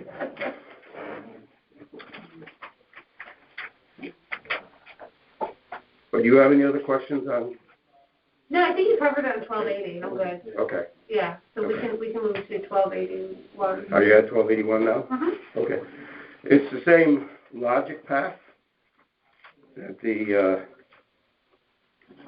land values vary so dramatically that doesn't make logical sense to me. And so, again, the same spreadsheet. If you look at the spreadsheet and fold it out, again, I picked cottages to the left and right of it, up and down the beach, all past the sea grape, you know. And, you know, the instructions say you have to value the whole property, not just the, you know, the buildings and the land, not just the land. But in our case, the land is 96% of the value. If you look at 1281's in the middle in this case, and it's 96% of the value of the appraisal. Wow. And if you go to the left, and, you know, it ranges from 61 all the way down to 45 if you go across that line. That's the Damerman property, and this is the other properties. So, you know, our whole value is in the land. You know, we aren't even contesting the other. So, again, the same logic path. The land, again, is 96%. If you go to the 2,020 square feet, you know, it ranges from 13,000 to, our appraisal is 3,250. Again, 1281 on that column. Again, that's wrong. It should be 30,050. 3,050? Yep. Because, again, the property lines haven't changed, and I can go back to 2012. I have copies of it. I mean, We've owned it for almost 34 years. Okay. Nothing's changed Right. Yeah, 34 years, almost 34 years. yeah. So I don't know how they did that. Well, one thing they did is they went from expressing it in hundreds of acres to square feet, which makes more sense. But they shifted it, and, no, it's not a rounding thing between, they've shifted the land. Well, like, across the street, we lost 250 square feet, and my neighbor gained, 250 square feet, and there was no change. So I don't know where they got their data. How, just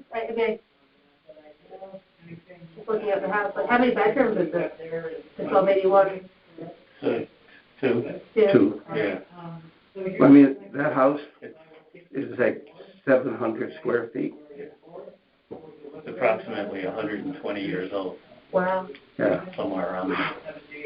compared to these. It's amazing compared to the others that are much different. Yeah. Yeah, well, these others are next door to us. If you look at 1281 and you see that's the next door neighbor, and then the next door, they're mirror images of each other. And these are all these other houses look like our house before they decided to put, the bigger houses on. Sure. So again, for the logic path, it's the same thing. If I go to the appeal request, the number one thing is correct the assigned land from 3,250 to 3,050. Has there been no shift in property, forever? Let's put it, Yeah. And then appraised 1281 corrected land area based on the average dollar per square foot of the 7 sample properties shown above. I picked 7. I could have picked the ones that were much lower, $93 and $12. I didn't feel that was where I totally wanted to go.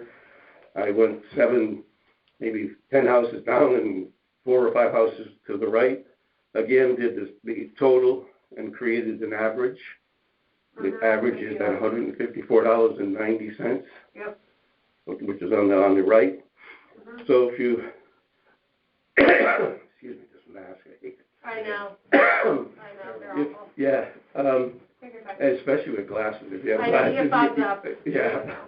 So the new revised appraised value should be the revised property, 33,050 square feet, times the average of these houses, and it goes to 472, and then you add the building on 33, and that's how I got to 505, 545. Okay. All right, that seems reasonable. Okay. But you can see that the value per square foot varies dramatically on these appraisals. Now I'm learning that tonight. It seems to be a trend. As an example of how arbitrary it is, one of the houses to our right from the road has 10,000 square feet, and they're paying $65 a square foot. Wow. Yeah. And we're 174. 268. 268. 267. Right. 267. So it's kind of arbitrary. And again, because it's 96% of the total appraised value of our property, the land, it's all in the land. I didn't even question the house. We all have the same views. And if you look at our beach, Except ours has slipper. we have 4 feet of slipper shells. Oh. Yes. Yes. So it's the worst beach. Of all these houses, it's the worst beach. On top of everything else. Yeah. We actually hope for nor'easters. Yeah. Because it clears it out for 2 days. For 2 days, and then it comes back. We have hundreds of thousands of shells. And at times it's 5 feet high. Yeah. The shells. The shells. Oh, man. You have to dig a path to get to the beach. Right. Our 10-step stairs to the beach, there's times when we only have 4 steps, and we're on the shelves. Yeah. Oh, God. We moved in, we bought the house, as you said, 34 years ago. There's a common patio that goes across. There was about a 2-foot drop. Now there's an 8-foot drop. Holy Because of the crap. erosion, because of the breakwater that's on the left is too high. And the school comes in and scooping out, and it's replacing it with slipper shells. So Interesting property, wow. Yeah, that's her story. Well, no, thank you for all the information. This is extremely helpful. Okay. Anything that you feel well covered, do you want to add anything else? I think that's it. I think that's it. I'm just saying that, we just want to make it less arbitrary and make it an average across. And again, I didn't take the $95 one. And if you look at the Fairfield Beach Club, Yeah, look at that, please. $12 a square foot. $12. Fairfield Beach Club? Oh, you belong to it? I do not. Yeah, $12 a square foot. $12 a square foot for the Fairfield Beach Club. So I was trying to be fair as far as. I appreciate that. I didn't want to. Arbitrary and capricious. Yeah, that's the lawyer term, right? Arbitrary and capricious. Are you the judge? Yeah. No, I was never a judge. Well, He was a lawyer. There was one. Yes, Okay. and he was an idiot. Don't quote me. Did you guys go to Fairfield View? I did. You know Don Cook? Very well. Very He's well. my uncle. Oh, is he? How's he doing? You do? I just saw him in Florida. Oh, we were great friends. Yeah, I was just there a few weeks ago. He's doing well. Oh, that's great. Wonderful. Tell him I said hi. I will. I Dan knew the name Brennan. sounded familiar. My dad's Don Harrison. Oh, sure. I've met him. He writes a lot. Right, I know that. Yeah. He still writes. He's 81. Really. He was Don and I know your dad. Yeah, Don Knew my Harrison. late brother Bob very well. Yeah, my brother, of course. Bobby, Yeah. Yeah. Small world. Yeah. Yeah. It is. Yeah, Don's doing well. He's enjoying the My wife went to high school with Donna. Donna Curran? Well, Donna. Yeah.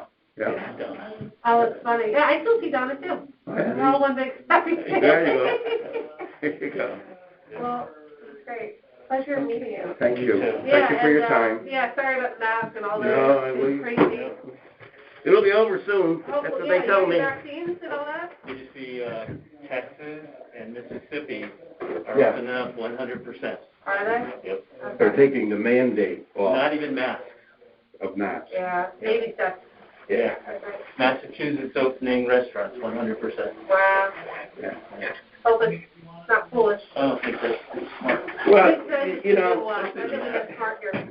I guess they're just, I interpret what he did. I mean, it's a big political nonsense, but he's not saying don't go out with masks, but it's just not mandatory anymore. It's voluntary. And most people are going to stick with that. I think they will. Yeah. It's not a big deal if It's not that, walk in long as you don't have to wear it while you're eating, Exactly. It's no big deal. Yeah. Anyway, pleasure meeting you. Thank you very much. Happy, good luck, and, You didn't get your last name. oh, Harrison. Sure. Yeah, and, Yep. so you know the drill, I think, so we'll be in touch with you Sure. about 7 days after we deliberate, so hopefully in March, but who knows, we have 650. They haven't set the mill rate yet, have they? No. They can't wait till they have to. Yeah, Yeah. so then I think the budget has to be approved in May, when does that happen, May, I guess? May? Is that what Yeah. it is? Okay. Yeah, my sister-in-law's So what's your wife's Caitlin name? Bossy. What's your wife's name? She went to school with Donna. Tell her Peb, P-E-B. Okay, It's Peb Douglas, but it's a nickname that where'd they go to school? it went to Notre Dame? Notre Dame. Okay. Yep. All right. Be well, thank you. Bye-bye. Bye.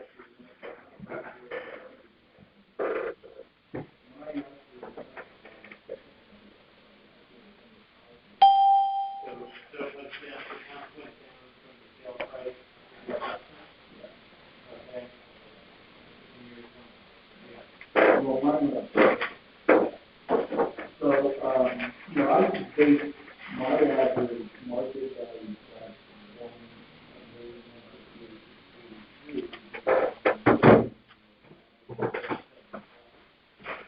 when I purchased my property in 2016,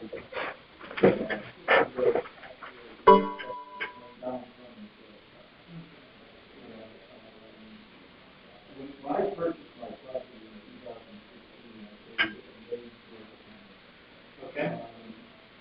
I'm fair. I feel that I overpaid, but it was in September of 2016, and I wanted to get my son registered in school.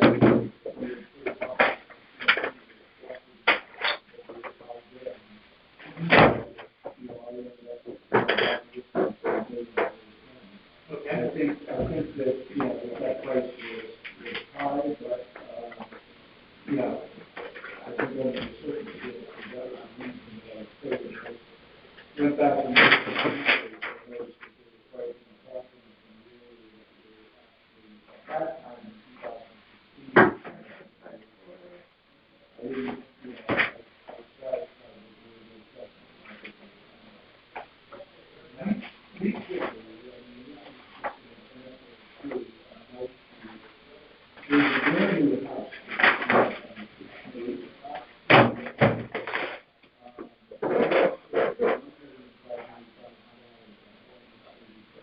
Was that 1 million what? $1,500,000. They have 600 more square feet than my house. Okay. And this house was recently reassessed for $1,297,000. So, again, this is another example of not only did they move into a brand new house, but they recently paid $1 million, but then got reassessed literally 2 or 3 months later for $1,397,000. So based on all of that, I think that you know, it needs some consideration. I think, you know, when I first got the notice that my house was being reassessed, I went on Zillow.com to see what they put the market value for the house. And it was exactly the market value. Are you all set for your next? Oh, yeah, sorry. Yeah, that's okay. Edelson? Edelson, okay. Yeah, that was Douglas that just left, right? Yeah, Okay. thank you, I will set him up.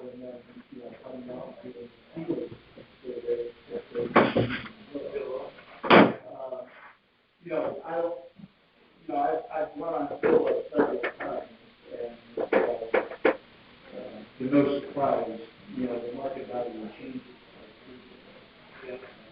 both up and down. So I'm not sure that they were using Zillow as part of their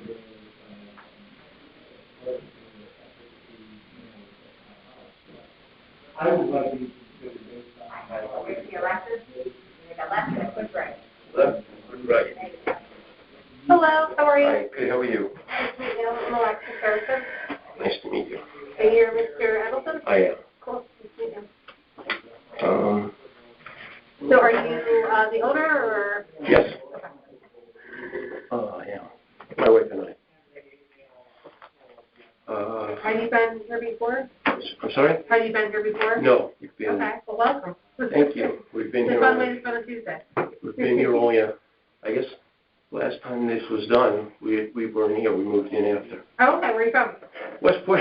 Oh, okay. Well, in the Bronx, but we were in Westport last. Okay. So The Bronx is up and coming.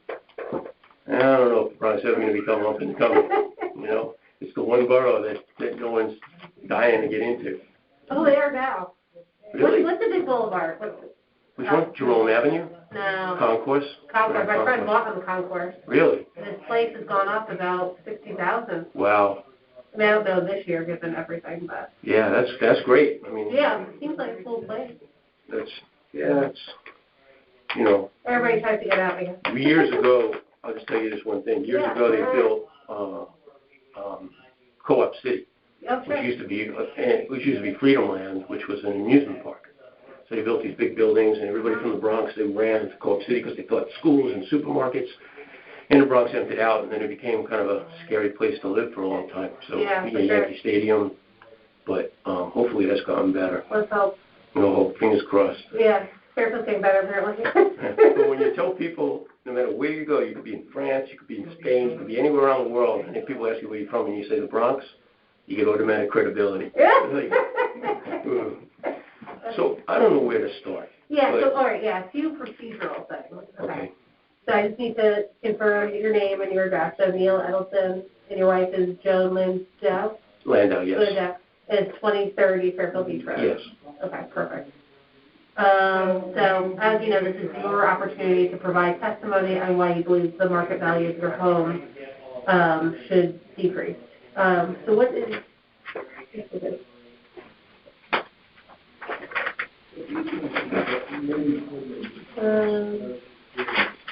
So right now it's assessed at $8,745. Say it again. I'm sorry. Sorry. So right now the assessment is $870,450. Yeah, you said 870450. Yes. Yes. Okay. So. And you want to bring that down to? Yeah, I came in here about a year ago to talk to the assessor's office because I think that once I started living here for a little bit and talking to people, you know, I thought that I was assessed too high to begin with. Yeah. I do have to swear you in. Yeah, sure. Okay, just bear with me.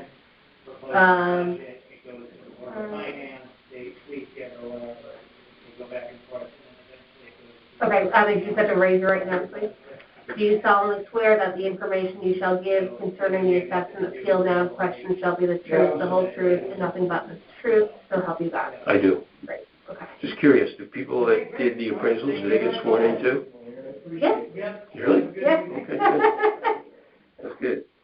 I'm pretty transparent, so I'm just gonna speak. So yeah, please do. I came in, it wasn't, This is your it was, time, so you it wasn't the most friendly visit I had. It was about a year and 2 months, couple months ago.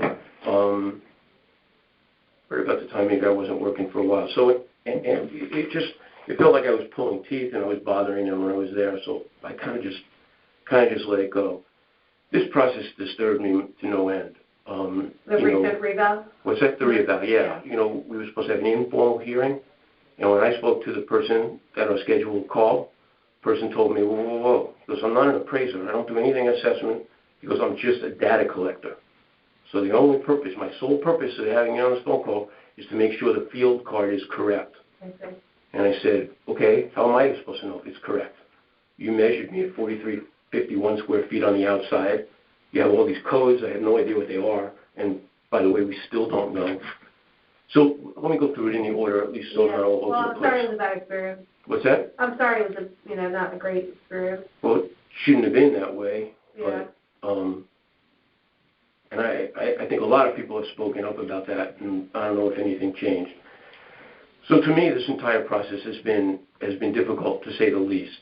You know, I believe that it was supposed to be a transparent, there was supposed to be transparency. This first hearing, as I told you, that was anything but that when he said that, that was his issue. I got 2 letters, one on the 27th dated and one on the 29th of January, identical. Why I got 2 of them, I don't know. They both said the same thing. They just reassessed. They just gave me the same number that was the 880,450 or 870,450. My assessment was the transparency issue. No one ever told us up front that the guy that either owns or runs the company that did the evaluation is a homeowner on Fairfield Beach Road. It just so happens that his property on the beach, 9,000 square foot on the beach, his property went up by $60,000. And his house went down by like 100. So ultimately his assessment went down. Mm-hmm. And then only during the calls did we finally hear that, because we were trying to figure out why it went down. He's the gentleman that did I think it's Fazio, but he's the one that did the actual assessments. And later on, early last week, we found out that not only did he do the assessments, he was in charge of the beach assessments, and he created these neighborhoods. And we asked for what the neighborhoods were, from where to where. Yesterday, they gave somebody at the RTM the addresses. It goes from here to here. It's one neighborhood, here to here's another neighborhood, and they're all coded like BD7, BD1. But we asked and never found out what those codes mean. So my entire assessment after the property went up by $136,000, $136,850. And like I said, I went to the tax assessor's office before because I felt I was paying too much in taxes. I have comps on the creek side of Fairfield Beach Road ranging from $6 a square foot to about $61 a square foot. Mine is $117 a square foot. Now I know I recall you say $117 a square foot. Okay. The outside. Okay. Nothing to do with the inside because... This is just the land? Just the land component. Because the inside, I don't know how they even evaluate the inside because I had spoken to, I called Brenda's office and I guess the tax assessor called me back, Ross Murray. And, I said, right across the street from me on 2041 Fairfield Beach Road is a house. It's on the beach and they also own the property on the creek. It's got more outside property. It's got 1,000 square feet more, at least maybe 1,500 square feet more on the inside. And they're assessed what I am. So his answer to that, and he had rapid answers for everything, was, well, have you been inside? They have a 1930s kitchen. I said, I haven't been inside. I don't know when you were inside last because no one's been able to get in anywhere for like over a year because of COVID. So He goes, well, we get permits from people. I said, okay, fine. People don't necessarily pull permits to get a new refrigerator in their house. So, I have comps on Fairfield Beach, on the creek side of Fairfield Beach Road, ranging anywhere from $6 a square foot to about $61 a square foot. Mine's $117 a square foot. If you look across the creek from us, on the north side, on Old Dam, they're on the water. They have the same access to the creek that we do. In fact, they don't even need a dock because the town built a berm for them at one point. And they're anywhere from $4.50 a square foot to $37 a square foot. My house is 16 and a half feet off the ground, FEMA compliant, and I guess because it was built in 2014, I bought it in 15, I pay about, if I got regular flood insurance, I'd have to pay close to $10,000. None of those other houses have to do that. So between the taxes and the flood insurance, I'm going to get priced out. You know, we were told, and I'm trying to race through this, we were told by the assessor's office, or on these multiple calls, these town calls about this, we were told that things were done based on a land curve, and when we asked what a land curve meant, we never got an answer. Yeah. Ultimately, who told you that was just the... It was either Ross Murray or Mike Fox. There's somebody on the call, you know, those calls were That like... thing with Brenda had? Yeah, Okay. and then the BAA had a call with there's a public call with the assessor's office and homeowners. But, you know, we were told it was land curve, and up until yesterday, we knew nothing about these districts and the different codes. So if one particular part of Fairfield Beach Road, they're on a wall on the beach, maybe they're assessed differently, maybe there's part of Fairfield Beach that floods. I don't really know, but it seems arbitrary the way these and we don't even know what they mean. So if you live between here and here or here and here, and you rate it differently, you have no understanding as to why. Oh man. We were told at the creation of we were told that we would get answers to that, but we never did. And you know, look, once I see an anomaly, once I see something that's totally an outlier, you know, all the properties are going up for an assessment and then this particular one goes down, I start to question everything. Because it sounds to me like there was a lot of things done that didn't make sense. You know, I don't understand how the person doing the assessment who lives on the beach can handle the beach assessment when he creates districts that no one knows about. So what I did was I looked at the assessment. I told you about 2041. I looked at the average. Like I said, I think it was anywhere from $6 to $61 a square foot. I even used a higher number than that. And I understand also that on this call, the one last week, they said that because someone has 20,000 square feet outside doesn't mean that they're going to pay the same per square foot as someone that has 4,000 square feet. You know, it's not done that way. Well, I don't know how else it's done. I mean, how else can you equal everything out? Right. Someone has a 21,000 square foot property, they can build a bigger house, right? There's less coverage issues. I mean, it didn't make sense. So I used a number. Because I know in my appeal, I said that it asks you what you think it should be, right? And I believe I said between 265 and 285 as opposed to 500 and I think it was 508 assessment. Because if you do that and you multiply it, if you use $60,000, 60 square foot, you come to 261,000. And if you use 65, it comes to 285,000. And I think I was going on the high side of what the comms showed. Like I said, I don't have any insight into any of the inside of anybody's homes. I know that there's a house at 939 that's listed as a 2-bedroom, and it's not a 2-bedroom. It's a big house. It's got, someone said it had 5 bedrooms, and you know like I said, we don't see that. We don't know that. How are we supposed to? And what I really hate about this is that the process pits one neighbor against another. The last thing I want to do is come in and list like my neighbors and say, well, look how low that is. Look how low that is. Why should I be paying more? I mean, that doesn't make sense. The people that are doing these evaluations should have taken care of all the anomalies. They should have been able to find out. They had the statistical analysis. They should see what the outliers are, and they should at least understand either tell us what those why they're outliers, either on the low side or the high side, or don't have them, or even it out somehow. there shouldn't be those. And so that makes me suspect a lot once that happens. I guess if I had to give you several comps to my house, I would use, 1270. 1270 Fairfield Beach Road. Okay. I did all the math, so I could just tell you what that is. So I did. Yeah, 1270 Fairfield Beach Road is,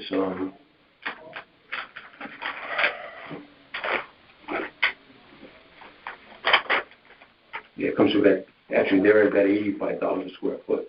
85. 85 a square foot. If I use it's 14, it's 1270, it's 1460, which is $37 a square foot. There's 1460.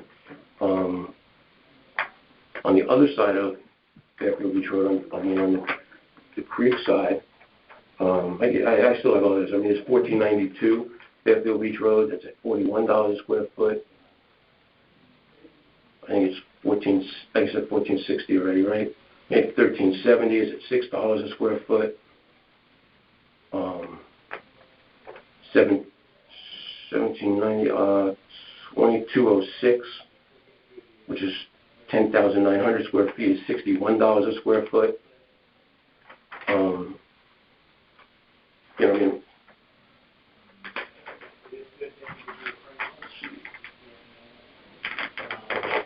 2041, which is on the beach, is $86 a square foot.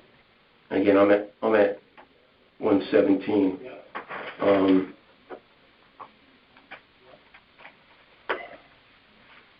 It's a very frustrating process. If you look at Old Dam Road, 151 Old Dam Road is at $37 a square foot. And again, I know this square footage is something that I mentioned it on a call, and you can't go by square feet. I don't know what else. I really don't know what else evens it out. I tried to do this as fairly as I could, but I mean, if you want to give you the other address, it's 175. The Old Dam is $17 a foot. Sorry, 175. Yeah, I don't know if you got the others. I got 1270. Oh, going back. 1270 was the first comp, right? Yeah, 1270 was the first comp. 1460 was the next one. 1460. 1460. I'll look it up. Yeah, and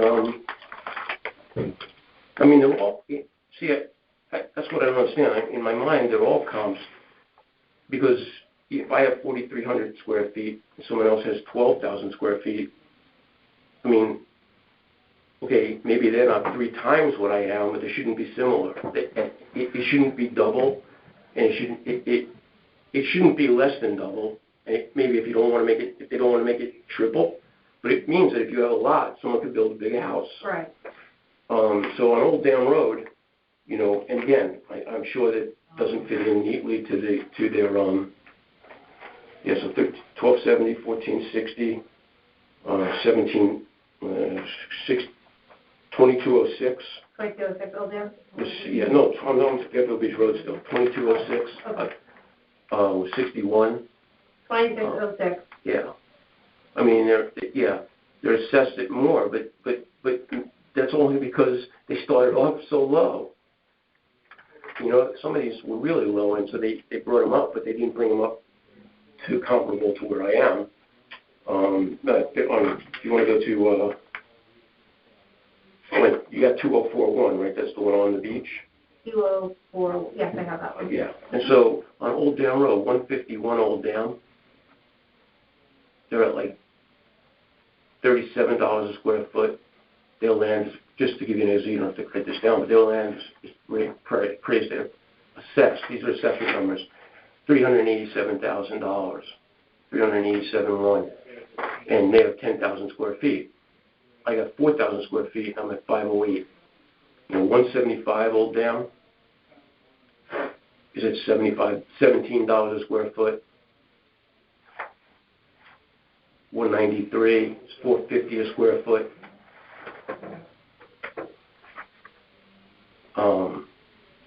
223 is at $20 a square foot. And these are, you know, that house is assessed at $830. I'm assessed at $880. You know, and that house has, like, you know, I think 3,700 square feet, and I'm at 1,800. Right. I guess what I'm trying to say is, I can, you know, I'm giving you the addresses, but it just doesn't seem fair to me that this is the way the process is. I wrote a letter, I don't know if you saw it, I wrote a letter the other day to the board, BAA and the Board of Selectmen, because it's very frustrating, you know, it's frustrating for me to have to sit down and do a crash course in appraisal. Well, it's not, I assume you're not an appraiser for a living, right? Well, and not only that, but when you hide, when I'm not saying, when the details of which aren't obviously known, so you don't have all the variables, you can only go at this, you know, so when I was on the phone, he said, oh, you can't go by square footage.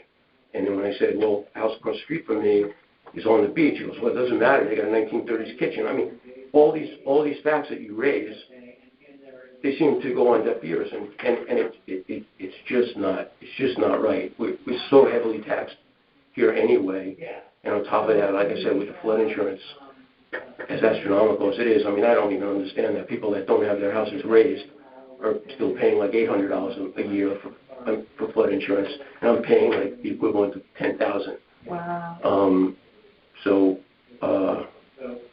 Yeah, I mean, I keep going, but I don't know to what end. No, I feel your frustration. I do. I get it. And I tried to be nice.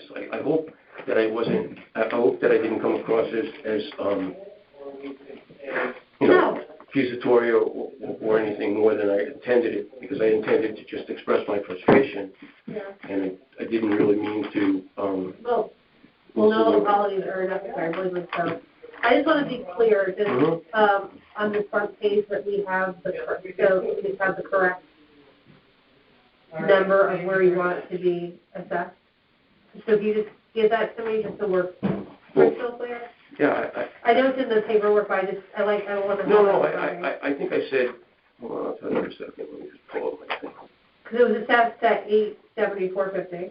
Right. Yeah. So I actually used. I think I said in my letter. I can find it now. Oh, I think I said in my letter that the land should be assessed closer to 265 to 285. So just use 270 as a number, right? So you want to bring it down by. You'll have to give me the fair market value, not just. Well, I don't know what the fair market value is.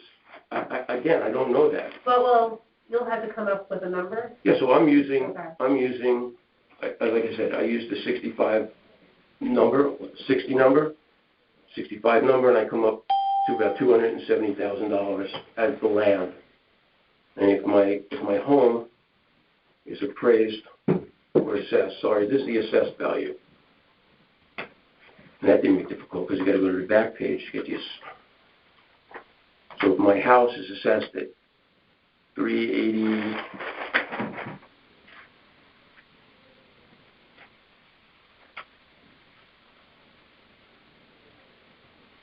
I'm confused. Sorry. That's This okay. can't be. It's not simple, I know. I'm looking at the 2000. So my house was assessed at 344,960, and now the house component is down to 361. So it went down. What did I say? 388, 361. So it went down like $27,000. So if we were to vote on a number, what number would you want it to be? I guess I do 361 and what did I say, 280.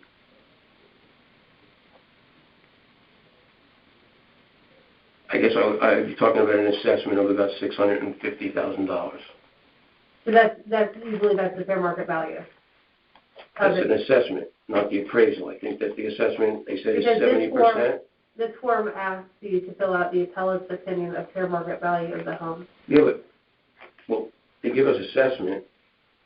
So if, let's see, 900 So if the town is saying 870, would you want it to be making it about 800? Okay, but just so you, 870 is the assessment, not the fair market value of the home. Well, they're asking you for the fair market value. I don't know, I'm not a realtor. I don't know how I can come to that number. I'm comparing my house to all these others, and I'll tell you in a second. Okay. I don't know how I'm supposed to come up with that. So 500 times 40%. 630. Yeah, so I guess the appraisal should be more like $950,000. So if the board was to say, Mr. Edelman, that would be, sorry, Edelson, would be okay. 950, you would be okay with that? No, not 950. Again, we're talking appraisal and assessment. No, the fair market value, not Is that the appraisal or is that the assessment? What is the fair market value? what your house is worth if you were to sell it today. Yeah, so I'd say it's probably like somewhere around 950. All right, let me just bought it double for $1 check million. before, What's that? I just want to double check on this before you leave. I just want to Okay. get this correct. I know. Because I don't want to. No, I know, and the fact that we're sitting here in a 15-minute meeting and I'm sort of coming up with what I think the fair market value of my house is. I mean, if all they're going to do is go on Zillow and look at what Zillow has, then what are we going through this charade? No, well, this is important to me. What's that? This is important to. No, I know, and I appreciate that you want to getting it right. I just don't know how I'm supposed to come up with that. I know. All right. Stand by 1 minute, please. Thank you.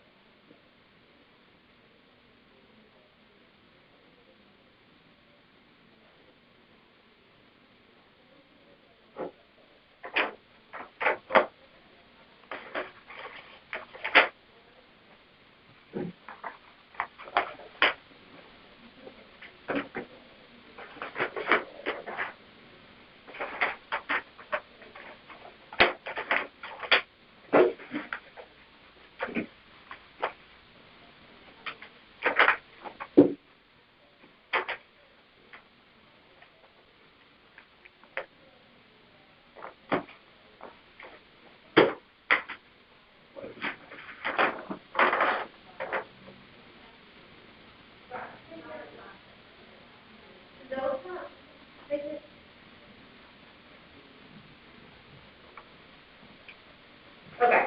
So just so we're clear, Mm-hmm. this is the letter that we get, right? I saw that in the packet. And this says final assessment, and this is what the assessment was. So now I was working. This is this year's assessment. What? Yeah. Yeah. But this is the letter I got after the informal hearing. Right. So you need to fill this part out, or else by statute you have to. Well, So if you were to attached. So if you were to sell your house today. But that's not what this is. This is the letter we got, and it says the final assessment is $870. Now you're asking a different question. You're asking. Let me get my. Okay. Copy here. So frustrating.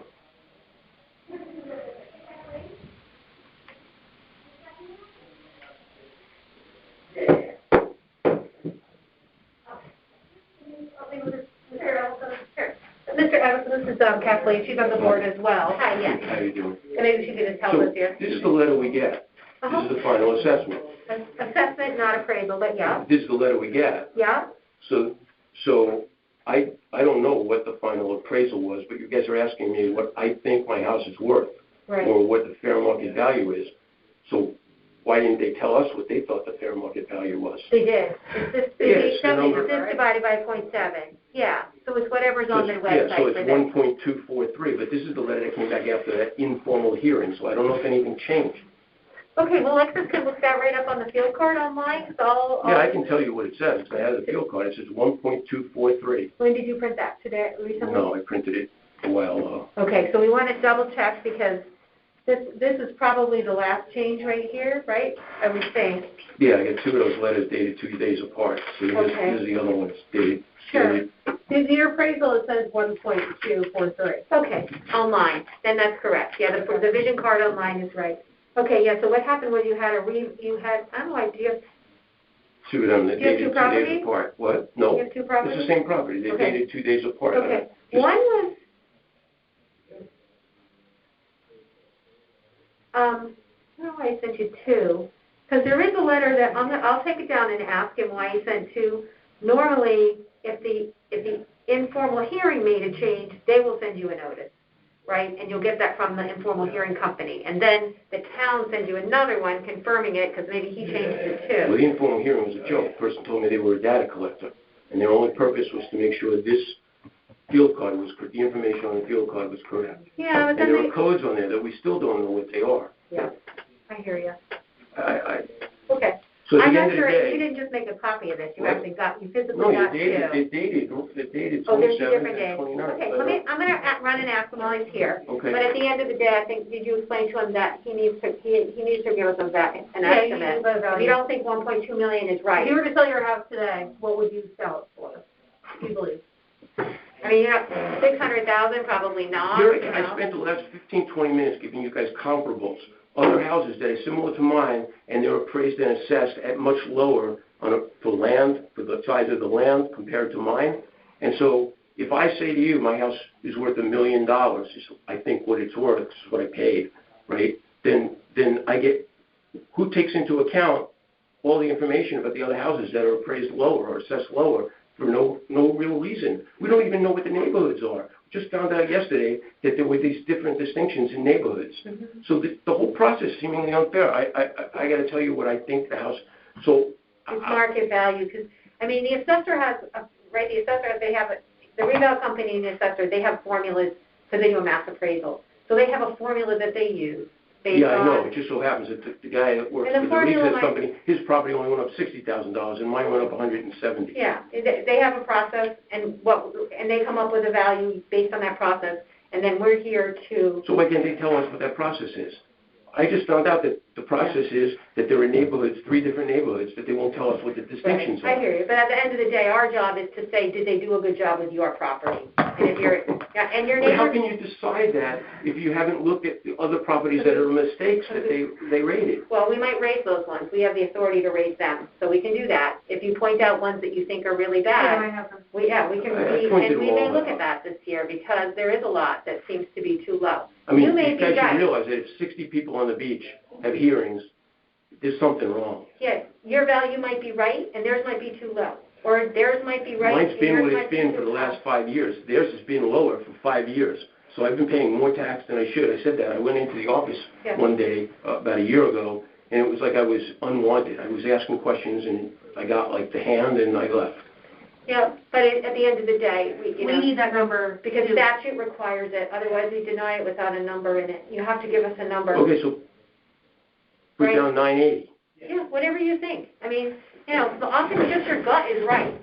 Especially if you've been looking around. This shouldn't be done on a gut level. It should be done well, with the hire an appraiser, right? You want me to just put it down? Yeah, we're trying to find market value, and we're just trying to figure out, did the town... Fair market value was never anything in any of the paperwork that we got. Fair market value, you mean the appraisal? That's different. Same thing. Well, to us, appraised value is fair market value. Okay, wait a second. So town's value, see it says here town's value? Right, that's 870?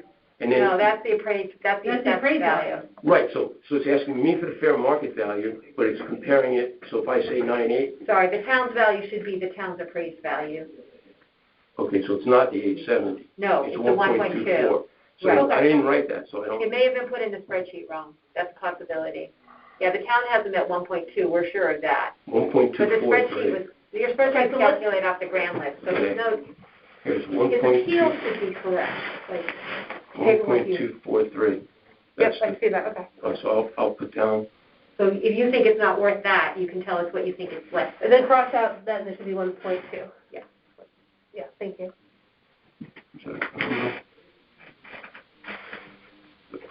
Now, next year, I think we'll leave the town value off the forms. That's not required by the state because we know what that is. It's the value that the appellant provides that for. It's not your fault, you didn't do this process, but this whole process has been messed up from the very beginning. It hasn't been transparent. I don't want to blame anybody for having, bad intentions, but it wasn't right. It just wasn't right. And if this process can make it right, that's fine. That's what we're here for. We're here to represent the taxpayers to make sure it's fair for I know, everybody. but at the end of the day, you're asking me to put a number next to a different number that's not even comparable to all the comps that I gave. It's like picking a straw. And that's to be taken into account when we deliberate. Yeah. Okay. Yeah, comparable sales. Like I said, if there's been sales on the deed. That's just the form that you heard, that you were sworn in tonight and that your appeal was heard. And you say that the company that does the assessments, they get sworn in like this too?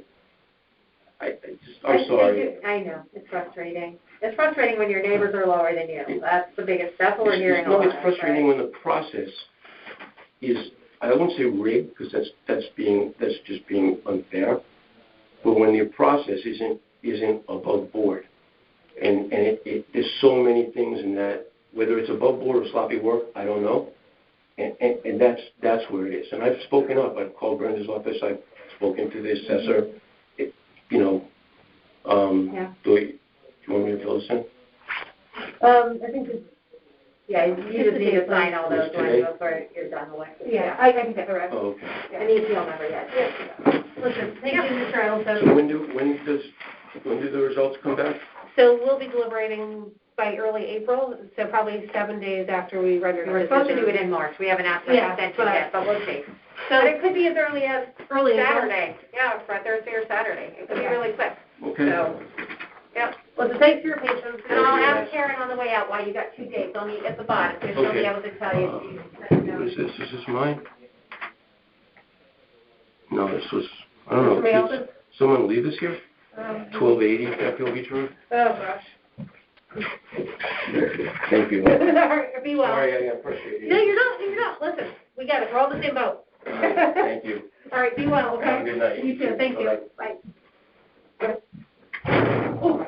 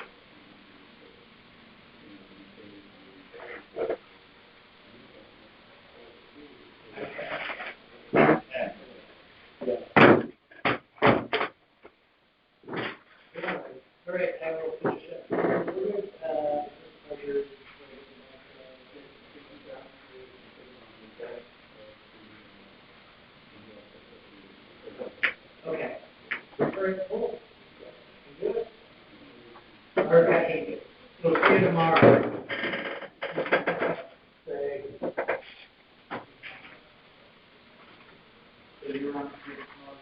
Yes, I'm on tomorrow evening, and then Friday morning. Yep.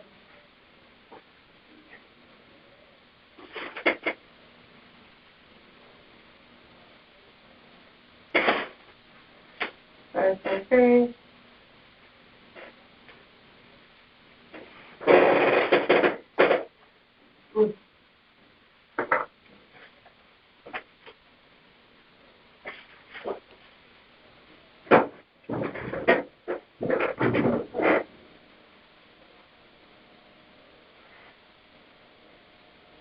Hello?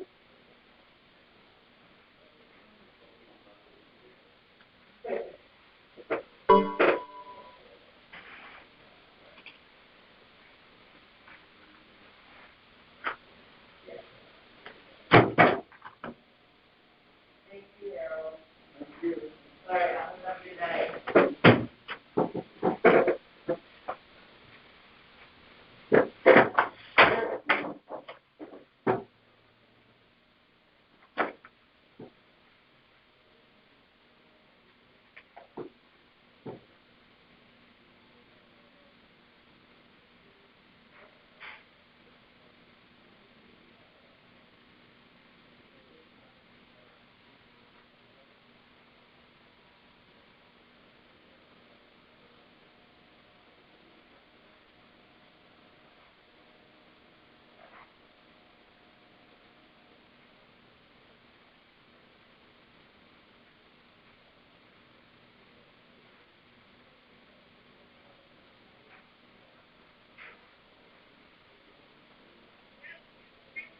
Hi, Mrs. Frank, Alexis Harrison with the Board of Assessment Appeals.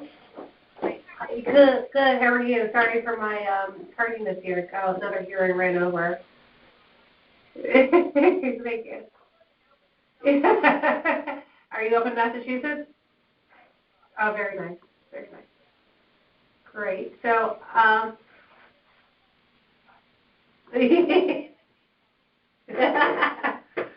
so I see you have two properties here this evening that you want to appeal, is that right?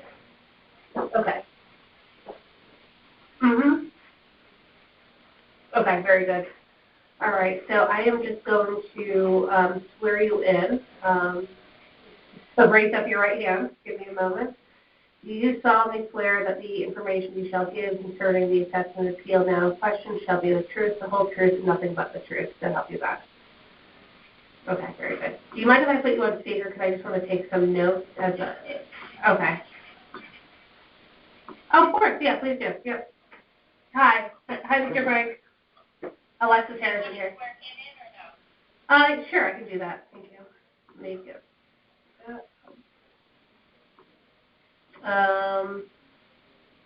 Okay. All right, Mr. Frank, do you solemnly swear that the information you shall give concerning the assessment appeal now in question shall be the truth, the whole truth, and nothing but the truth, so help you God? I do. Okay. Thank you. So do you want to start, is it okay to start at the parking lot? Where would you prefer? Yes. We can do the parking lot first. Okay. Okay, so what we're looking for is 1950 Fairfield Beach Road. Is that the land, the appraisal to be lowered by 11,000, make it fair and equitable with on the sheet we sent in the consent property. Mm-hmm. The average, do you have that name in the letter? Yeah, I'm looking at it right now. Okay. The average appraisal per square foot of consent property is $8.23 compared to what I am paying, $50 per square foot. From the below data, you can see that the larger lots on Fairfield Beach Road, those that are 1.5% larger than 1950, have a lower appraisal on both the dollar value and per square foot basis. Also in this below chart, you can see that comparing my property to 1312 Fairfield Beach Road is similar in square footage, Mm-hmm. but that property's 2020 land appraisal is 12,200 less. I see. For extreme comparison, if you look at the property that's 1104 Fairfield Beach Road, it has a square footage of 9,660 feet, which is more than 700 square foot of mine. But that one, even though it's more land, it's less. This land appraisal is less by 21,700, which makes that property 7 times the size, and yet it has a lower appraisal. Mm. And if you look at all those other ones that we gave you, those 10 Beach Road properties have more similar or more square footage, but they have a lower total appraisal value. And what I'm looking for on that property is that in 1998, that property had a double car garage and a single car garage on it. And we had those garages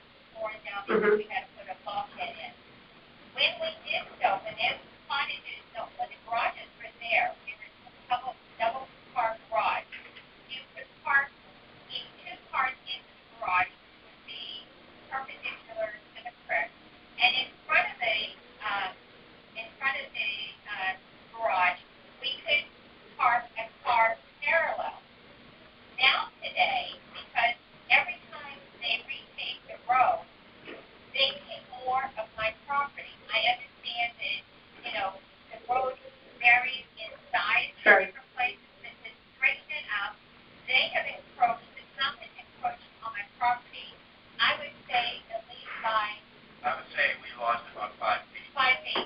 Okay. But that's And depth, okay, because now you pull a car in, you really would have to car parallel to the road. It's 60 feet. Wow. It lost a lot of square footage. Yeah, that's pretty substantial, I would say. pardon me? I said, no, that seems substantial to me. Yeah, it really is, and I mean, when we even took out the bulkhead, we still have a lot of room, and it seems like, because I'm not there, like, in the springtime, because I'm on the three-season cottage, and I come down, I'm like, okay, they repaved the road, but, yeah, they took more of my land. So, my thing is that I am paying taxes on a road that I can't use, and it's being used by everybody else. I understand for fire trucks, for emergency vehicles, and everything down, but I want to put something there so they can stop encroaching on my property to straighten out the road, make it larger, but yet I have not got any, they didn't ask for an easement on that property, ever. They just take it. So basically, I think what you're saying is that we've lost usable square footage on that lot, substantial usable square footage. And, you take 5 feet times the length, that's a substantial percentage of land that we've lost of use. So I think that's pretty well our appeal before the board for the 1950 Pennsylvania. No, I see that. And I just had a quick question for you. Do you want to argue or have the board vote on the square footage as well? Well, obviously the square footage is the major issue. Yeah. And, but, when I look at these properties, I said, my goodness, these are equal size or substantially larger than ours. Their appraisal value is less. And, that does translate into square footage by itself. I mean, it's just appraised at a much higher rate than the same properties that are our neighbors. Right. No, because I had a gentleman in here earlier who was doing a very similar appeal on a parking lot, basically, and he also wants to argue the square footage because it has decreased, he said, in recent years. So I just wanted to. Oh, you're saying he's also the same way you would care for square footage.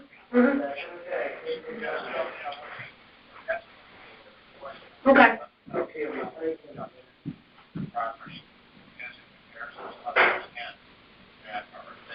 Got it.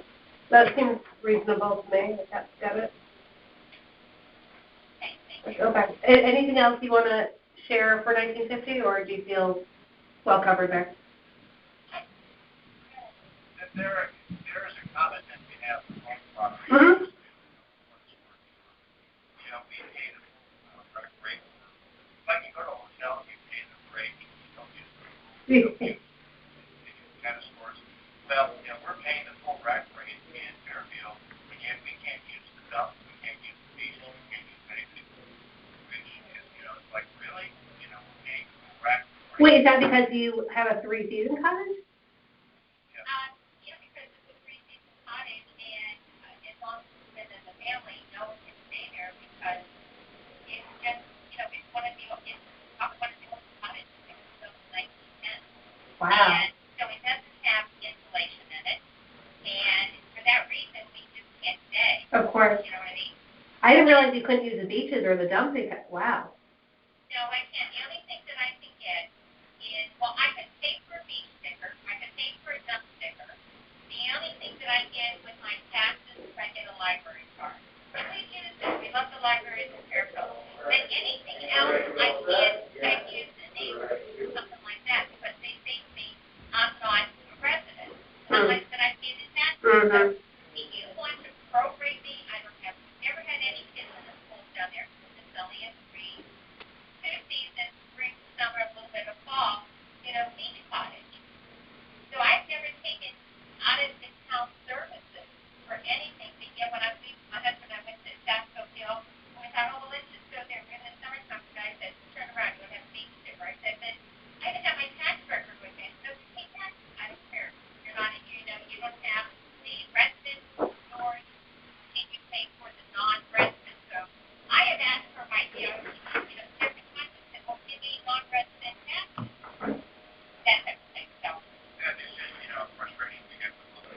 Yeah, no, I can imagine.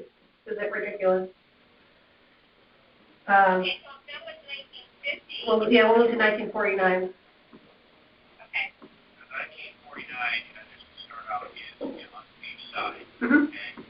And so that's a property my wife's going to tell you about. And it's been, just FYI, it's been in the family for 19 generations. So it's a generational place, unlike the rest of the place. It's been there forever. Wow. And it's the original. Okay.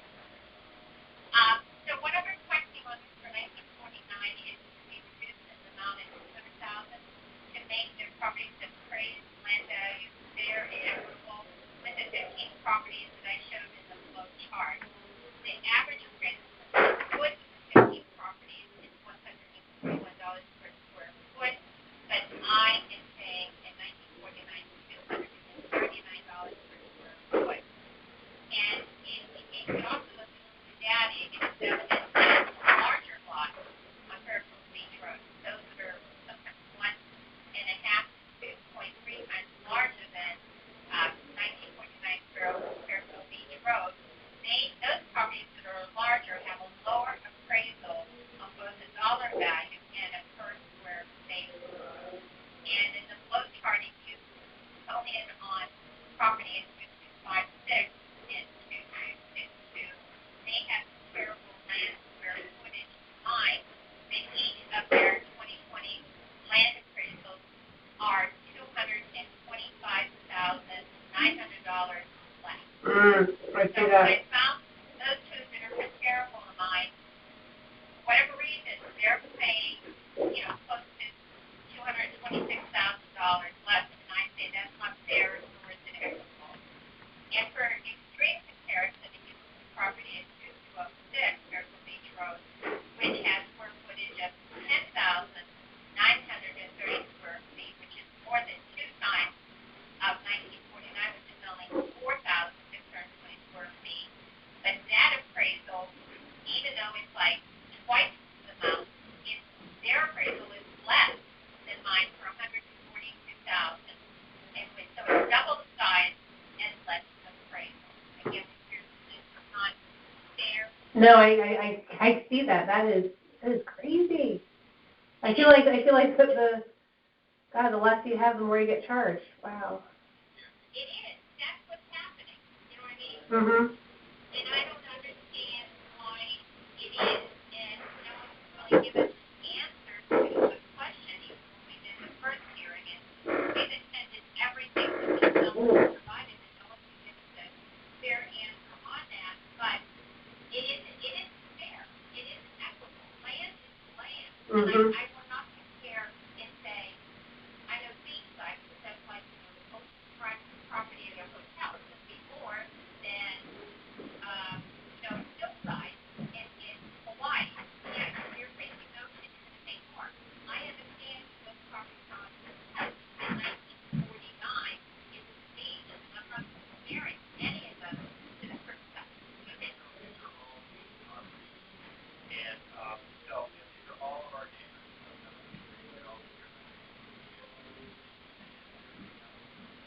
Value. And I want to mention this going your properties of equal larger size, and they're paying less appraisal, less dollars. Emphasize. And also on this property, just like on the other side,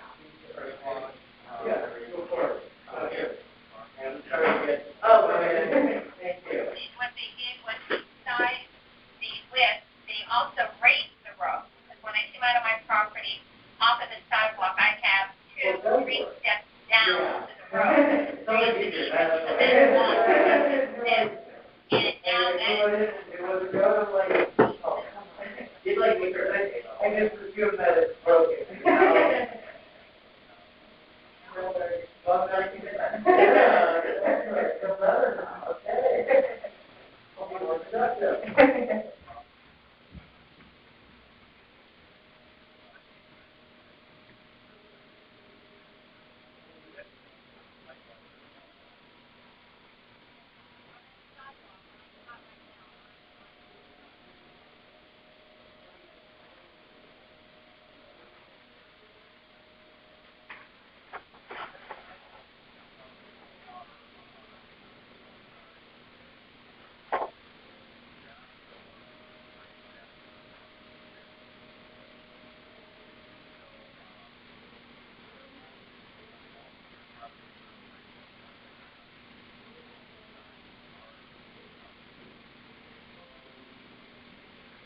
No, your argument makes perfect sense to me, honestly. I don't have any questions here. I think that you've laid it out very well. The logic explained here is right.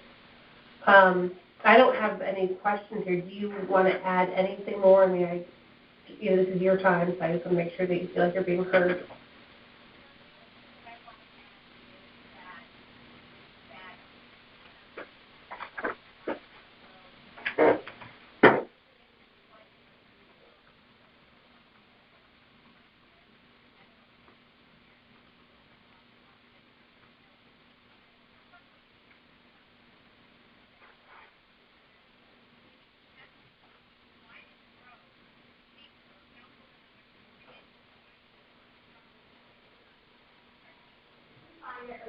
Right, and just keep that in there. As long as they want to hear that. You're still alive. How's it going,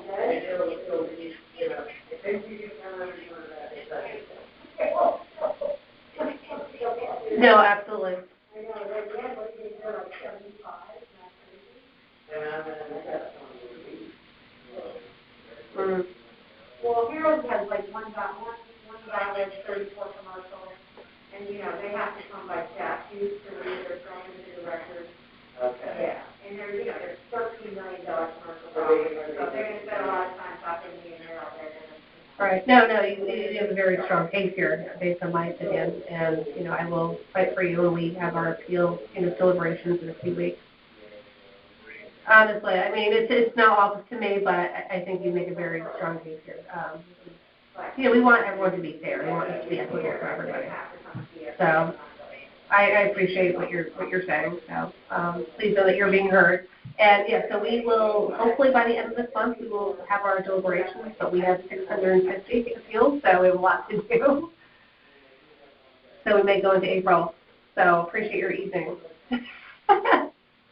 Well, likewise, and thank you for bearing with us tonight. And I hope this was, of course.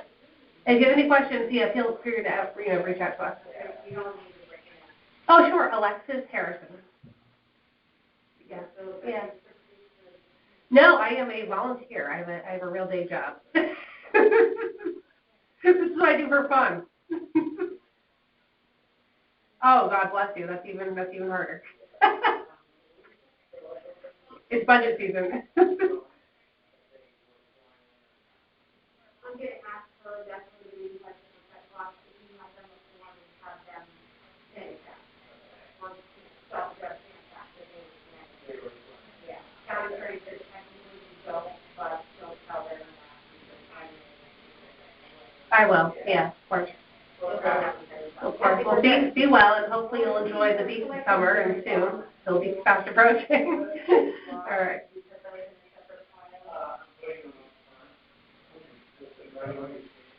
Yeah, you will receive a letter about a week after our deliberation, which will be, we're thinking later this month, but it just depends on our schedule and how quickly we can get through all the appeals.